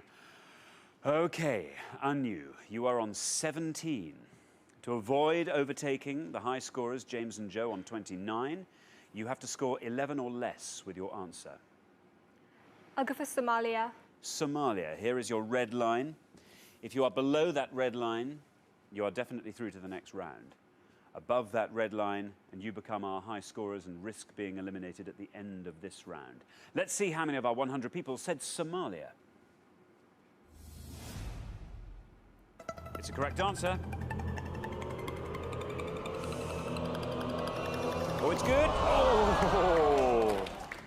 Not quite good enough to see you absolutely safe, but the round is not over yet. That means 15 of our 100 people said Somalia, and that takes your total up to 32. Good news for James and Joe. You're now definitely in round 2. On to our next pair, David. We are looking for countries beginning with the letter S. What are you going to give me? You are currently on 14. To avoid overtaking Sandeep and Anu on 32, you have to score 17 or less. I'm going to go for the Solomon Islands. The Solomon Islands. There is your red line. Below that red line, you're definitely in the next round. Above that red line, you become our high scorers and risk being eliminated. If it is an incorrect answer, you will score the maximum of 100 points. Let's see how many of our 100 people said the Solomon Islands. It's good. You're through. And,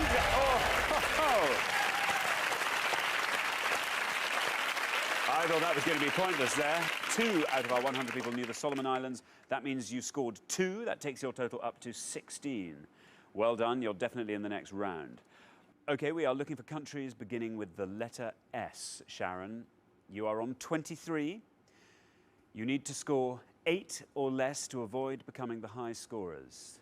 8 or less. Slovenia. Slovenia. Let's see how many of our 100 people said Slovenia. It's the right answer.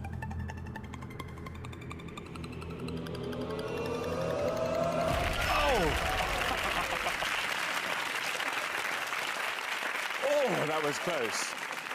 You needed to score 8 or less to get into the next round. You scored 8. That's absolutely fantastic. That takes your total up to 31. You are through to the next round. Oh, it's touch and go for Anu and Sandeep there. OK, we are looking for countries beginning with the letter S. On to our final pair. Mark, you are our low scorers on 4. You need to score 27 or less with this answer. What are you going to give me? Well, I'm going to go for, hopefully, Samoa. Samoa. There is your red line. Below that red line, and you are straight through to the next round. Above that red line, and you are off the show. Let's see how many of our 100 people said Samoa. It's a correct answer. It's good. Very good. That means 6 of our 100 people said Samoa. That takes your total up to 10, and that sees you comfortably into round 2. So at the end of round 1, the losing pair with the highest score is Sandeep and Anu. Bad luck. It was a very, very low score, 32. Seems a shame to be out on that. Now the pressure's off. Are you thinking lots of answers you could have given? No, I still can't think of any more countries than everyone's named. So. Richard, what answers could Sandeep and Anu have given if they'd wanted to stay in there? Well, as you say, a great round. No one went anywhere near the most obvious answers there. It's very impressive. There were 2 pointless answers, 2 pointless countries beginning with S. There's, there's Sao Tome and Principe, the 2 volcanic islands off the western coast of Africa. And there was also St. Vincent and the Grenadines in the Caribbean. San Marino would have got you 1 point as well. They've all been great answers. Let's take a look at the most obvious answers, and for once we haven't heard any of them from our contestants today. In third, it was Switzerland, would have got you 57 points. Sweden was the second worst answer you could have given, and Spain was the most obvious answer of them all. Thanks, Richard. OK, Sandeep and Anu, remember, everyone gets 2 chances to get through to the pointless final, so we'll see you again next time for your final chance. But thanks so much for playing. You've been great. We gave 100 people 100 seconds to name as many UK cities with repeated letters as they could. Richard. Yeah, we're looking for any UK city that has a repeated letter anywhere in its name. So any letter that appears twice or more anywhere in its name. It doesn't have to be next to each other. So Richard, for example, has 2 R's in it, so that would be a correct answer. Were I a city, which I am not yet. Oh, pending. Yeah, pending. OK, now, Jane. Jane. What's it going to be? I'm going to go home and I'm going to go Lincoln. And one of them's silent. What about that? Lincoln. Let's see how many of our 100 people said Lincoln. Brilliant answer.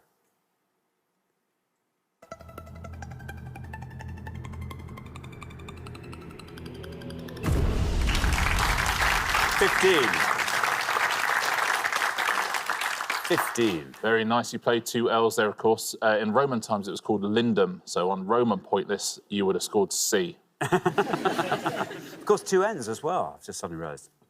Oh, yeah. 2 L's and 2 N's. So busy thinking about the L's. Didn't even spot the N's. They crept in. I didn't spot the N's either. I was going for the L's. Just snuck in like this. Wow, so that's over 50% repeated letters you got yourself there. Thanks very much. Janet, what are you going to go for? Well, I was going to go for Lincoln because I used to live there as well, but I was pipped to the post. I'll go for another cathedral city, which I think they all are, but I'm going to go for Hereford. Hereford, says Janet. OK, let's see how many of our 100 people said Hereford. Hereford is right. 15 is the only score we have at the moment. And Hereford passes 15, down to 3 for Hereford. All right. Turns out it was lucky you were pipped to the post for Lincoln, doesn't it? 2 E's, 2 R's in Hereford. Thank you very much indeed, Richard. Now then, Jack. Well, I had a conversation with a friend of mine from university, and she said, if cities come up, don't forget about me. So I'm going to go Wells in Somerset. Oh, what about that? Oh, that's brilliant. What was the name of your friend? Rachel. Rachel, he hasn't forgotten about you. Let's see how many of our 100 people said Wells.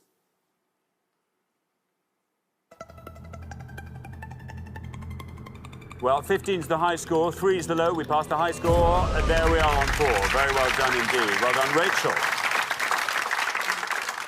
It's a very good answer. Often called England's smallest city, Wells. But now, unfortunately, you're going to owe Rachel money if you get the jackpot. Absolutely. I mean, that's a disastrous thing to do. Now Richard's brought that up, you really do. Yeah. Cheers.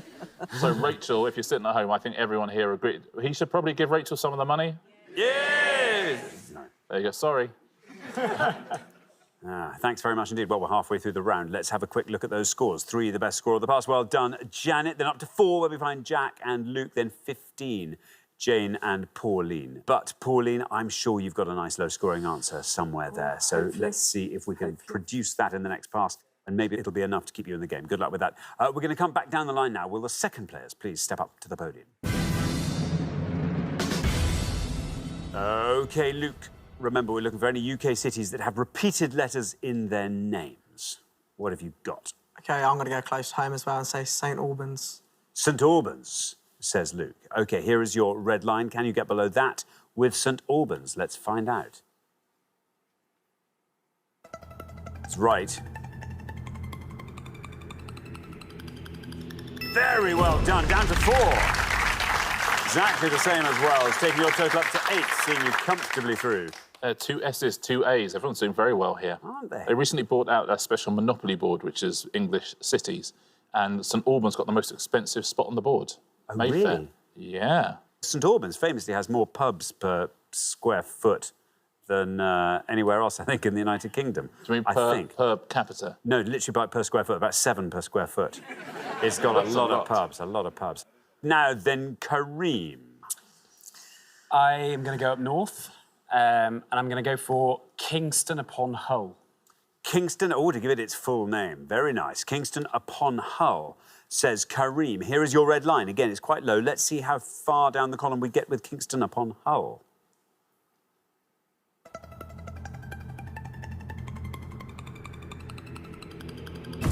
$20. 20 for Kingston upon Hull takes your total up to 23. Yeah, L's, N's and O's. Kingston upon Hull. Even if you just said Hull, it's already got repeated letters, hasn't it? I suspect that's maybe why it scored 20 points, because of the Hull side of things. Yes, I'm sure. Thank you, Richard. Now then, we come to you, Pauline. You're on 15. You have to score 7 or less. I think I'm going to have to go slightly on a limb here, and I'm going to have a go at St David's. Oh, St David's. Very good indeed. Let's see. Here is your red line. Can you get below that with St David's? Let's find out.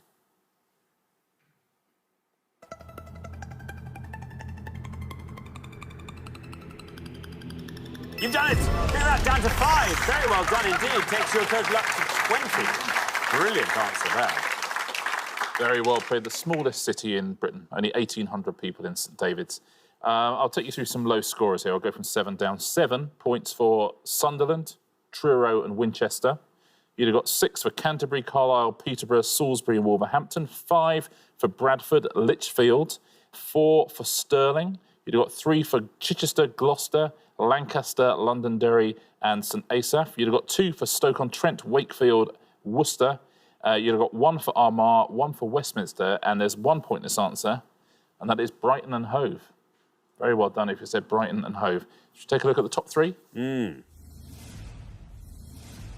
55 people named Leeds, 57 Liverpool, and 84 London.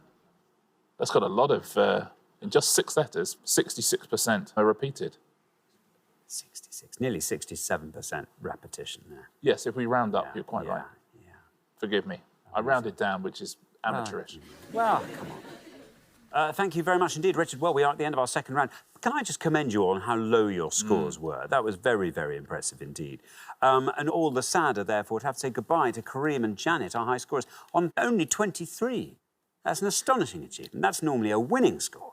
And it's just a mark of the calibre of player we have here today that we have to send you home on that score. Anyway, thank you so much for playing, Kareem and Janet. It's been lovely having you on both shows. Wonderful. Kareem and Janet, great contestants.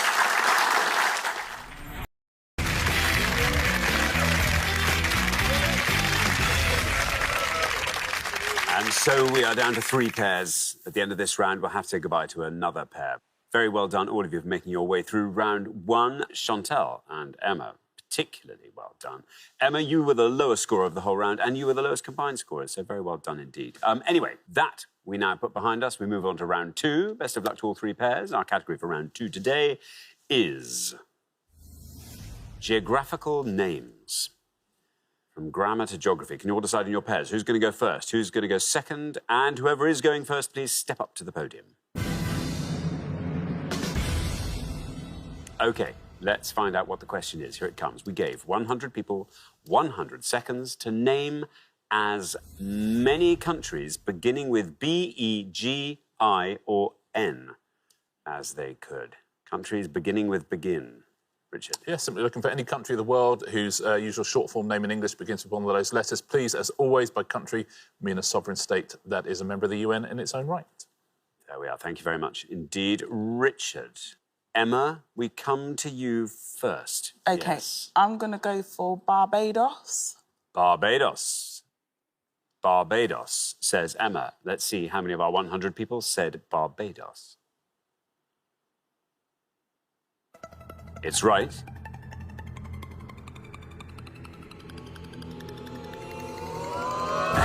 against the 6. Very well done. Great start to the round. Barbados. You see, that's what properly clever people do. They learn. So remember last show I said, let's just say where you're from, which is Reading, and this one, as you just said, your family's from Barbados. Just say Barbados. It's a great score. Always working it out. Always working. There we are. Kerry. I am going to go for Eritrea.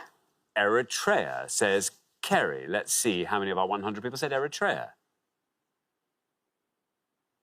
It's right. 6 is the only score we have at the moment. Eritrea takes us to 16.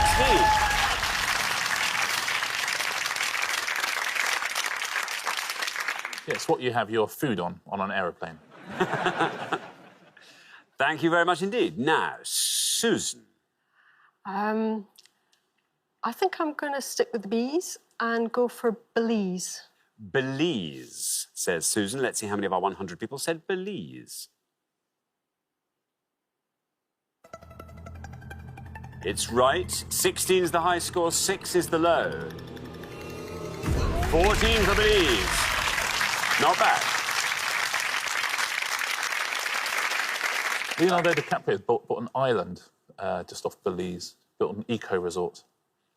Has he? That's some money, isn't it, when you can do that? Yes. I bet it's nice. Yes. Thank you very much indeed, Richard. Well, we're halfway through the round. Let's take a quick look at those scores. 6 was the best score of the pass. Emma, very well done indeed. Emma and Chantal, once again, looking unstoppable. 14 is where we find Susan and Simon. 16 is where we find Kerry and Carl. Not too far ahead, but Carl, we need a low score from you to keep you in the game, so good luck with that. We're going to come back down the line now. Can the second players please step up to the podium? Now, Carl. That puts an interesting complexion on things, doesn't it? There you are, still our high scorers. We kind of need a -1 score. That's right. I'm going to go for B and Burundi. Burundi, says Carl. Let's see how far down the column we get with Burundi. No red line for you, as you are the high scorers.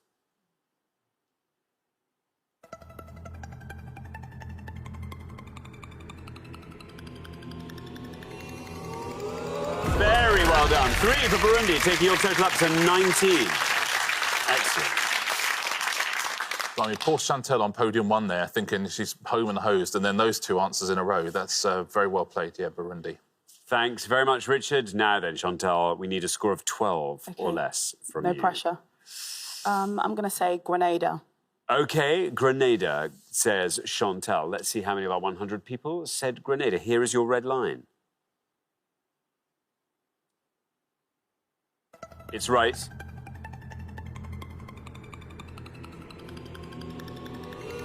You've done it. Very well done indeed. Down to 5 for Grenada. Taking your total up to 11. Never in doubt. Very well played, yeah. Good round from everybody there. 19 is a low score to be going out on. There's no pointless answers at all. So 1 point is actually the equal best you could have done. So very well played, Simon. 2 other answers that scored 1 point. El Salvador and Gabon. They both would have scored you 1 point. 2 points for Brunei, Bahrain. Alongside Burundi, you get 3 points for Burkina Faso, Guinea-Bissau and Bangladesh. 4 points for the Bahamas, for Guinea and for Nauru. Nauru, which is a pointless favourite from a long time. It used to be a pointless answer, right? 4 points now for Nauru. The top scorers, Ireland, would have scored you 36 points. Netherlands, I know we have a lot of Netherlands viewers, that would have scored you 23. We'll take a look at the top three, though. These are the ones that most of our 100 people said when we asked them online. Egypt would have scored you 43. Germany, 51. What beats Germany? Belgium beating Germany, 67. That's nice to see, isn't it? That is nice. The Belgians will love that. I think probably people started on the B's, maybe, when you see begin, so you start with the B's. Thank you very much indeed, Richard. Well, we are at the end of our second round, and we have to say goodbye to another pair. Carl and Kerry, I'm so sorry, 19, as Richard says, is a ludicrously low score to be going home, but it's just a mark of how well everybody played in that round. We'll see you again next time. Look forward to that very much. Meantime, thank you so much for playing. Carl and Kerry. And our question concerns countries in their native languages. Countries in their native languages, Richard. Yeah, on each pass, we're going to show you the names of 6 countries as they're known in their own native languages. We asked 100 people to tell us the English name of that country. Give us a nice obscure answer, you're going to score fewer points, but give us an incorrect answer, you'll score 100. There's going to be 12 in all, so very best of luck at home. OK, thanks very much, Richard. So we are looking for the English names of these countries, and we have got Österreich, Magyarország, Polska, Elas, Sferiga, Italia. I will read those one more time. Österreich, Magyarország, Polska, Elas, Sferiga and Italia. There are the countries in their own languages. We need the English names for them. And obviously you're trying to find the one that the fewest of our 100 people knew. Now then, Tony, how does that look to you? Watch a lot of international football. So, yeah, got the translations on there. I know a few. I'm happy. I'll go with Magyarország as Hungary. Magyarország, Hungary. Let's see if it's right for Hungary, and if it is, let's see how many people knew that answer. It's right. Very well done, Tony. 34. 34.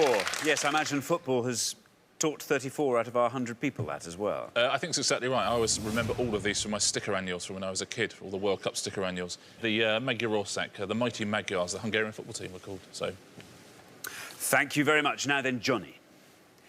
Johnny, again, football, a keen interest of yours, so I'm imagining you're having no problem at all with the board behind. Well, I got 2 safe ones, and I got one I possibly know just from a bit of sort of history, just recognising an end of a word. I'm gonna go for the one which I'm not quite sure on. I'm going for Österreich, and I think it's Germany. Österreich, Germany, you're saying. Österreich.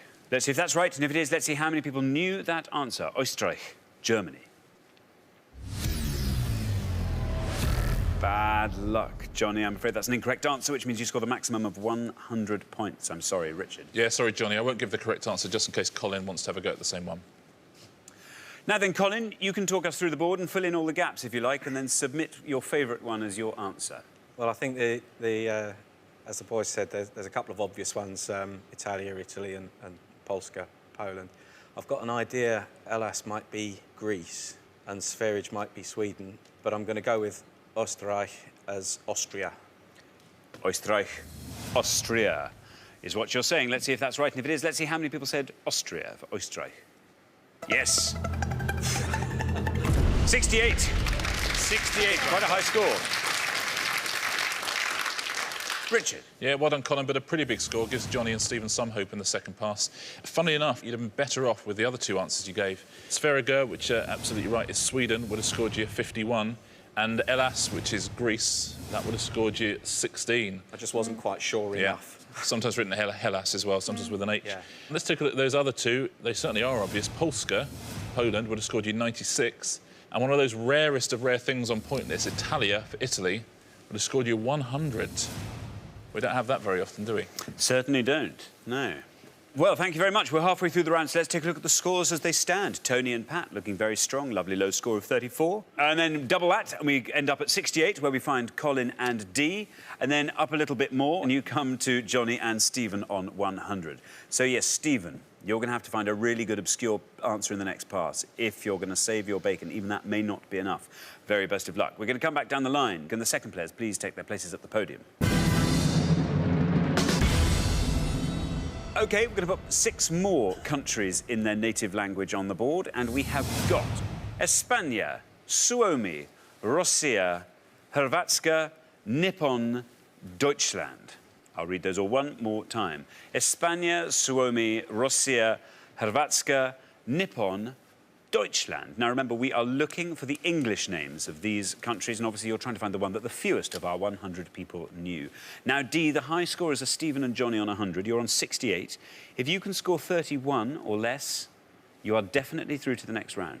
There's 2 or 3 up there that I'm fairly certain of. Obviously, one quite obvious one. I'm going to go for Nippon, which I think is Japan. Nippon, Japan, you say? Let's see if that's right, and if it is, let's see how many people said it. Here's your red line. That's what you have to get below. Below that, you are definitely in the head-to-head. Nippon, how many people said that? 61. That's right one. That's the one. 61 takes your total up to 129. Will that be enough to see you through?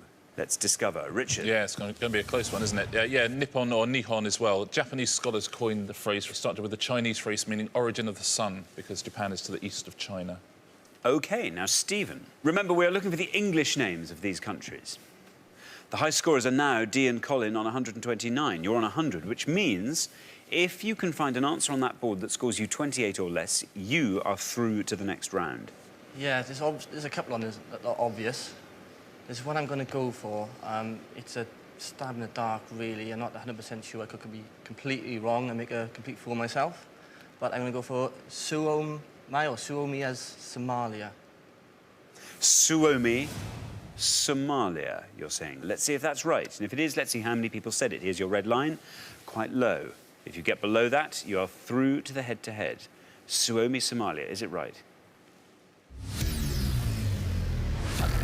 Bad luck, Stephen, bad luck. I'm afraid that's an incorrect answer, which means you score the maximum of 100 points. That takes your total up to 200, an unbeatable 200. Richard? Yeah, absolutely right, though. You did have to go for it. Yeah. I won't give the correct answer just in case Pat wants to go at the same one. Now then, Pat, the great news is this. You are through to the next round. However, for fun, submit the answer you'd like to give. I'm going to go for Suomi, and I'm going to go Finland. Suomi, Finland, says Pat. Took my stamp album. Very good indeed. No red line for you. You're through whatever happens. Let's see, though, if Suomi is indeed Finland. It is. That's a great answer, Pat. Down it goes to 25. Takes your eventual score up to 59. Richard? Yeah, very good answer, Pat. Did you say that's because of your stamp collection? That's right. Yeah. I'll tell you, who said philately would get you nowhere? Let's take a look at the rest of the board. España at Spain, but would have scored 96 points. Deutschland, that's Germany, of course, but would have scored you 85. Russia, unsurprisingly, is Russia. Another big score was 79. And Hrvatska, again, because they've qualified for a World Cup. Croatia. It is Croatia, yeah, very well done. 9 points. It's best answer on the board, so well done if you got that. Thanks very much, Richard. So at the end of round 2, the losing pair with the highest scores, Stephen and Johnny. Bad luck there. Yes, Österreich. I think the minute you heard someone say Austria, you thought, Yeah, it was obvious then, yeah.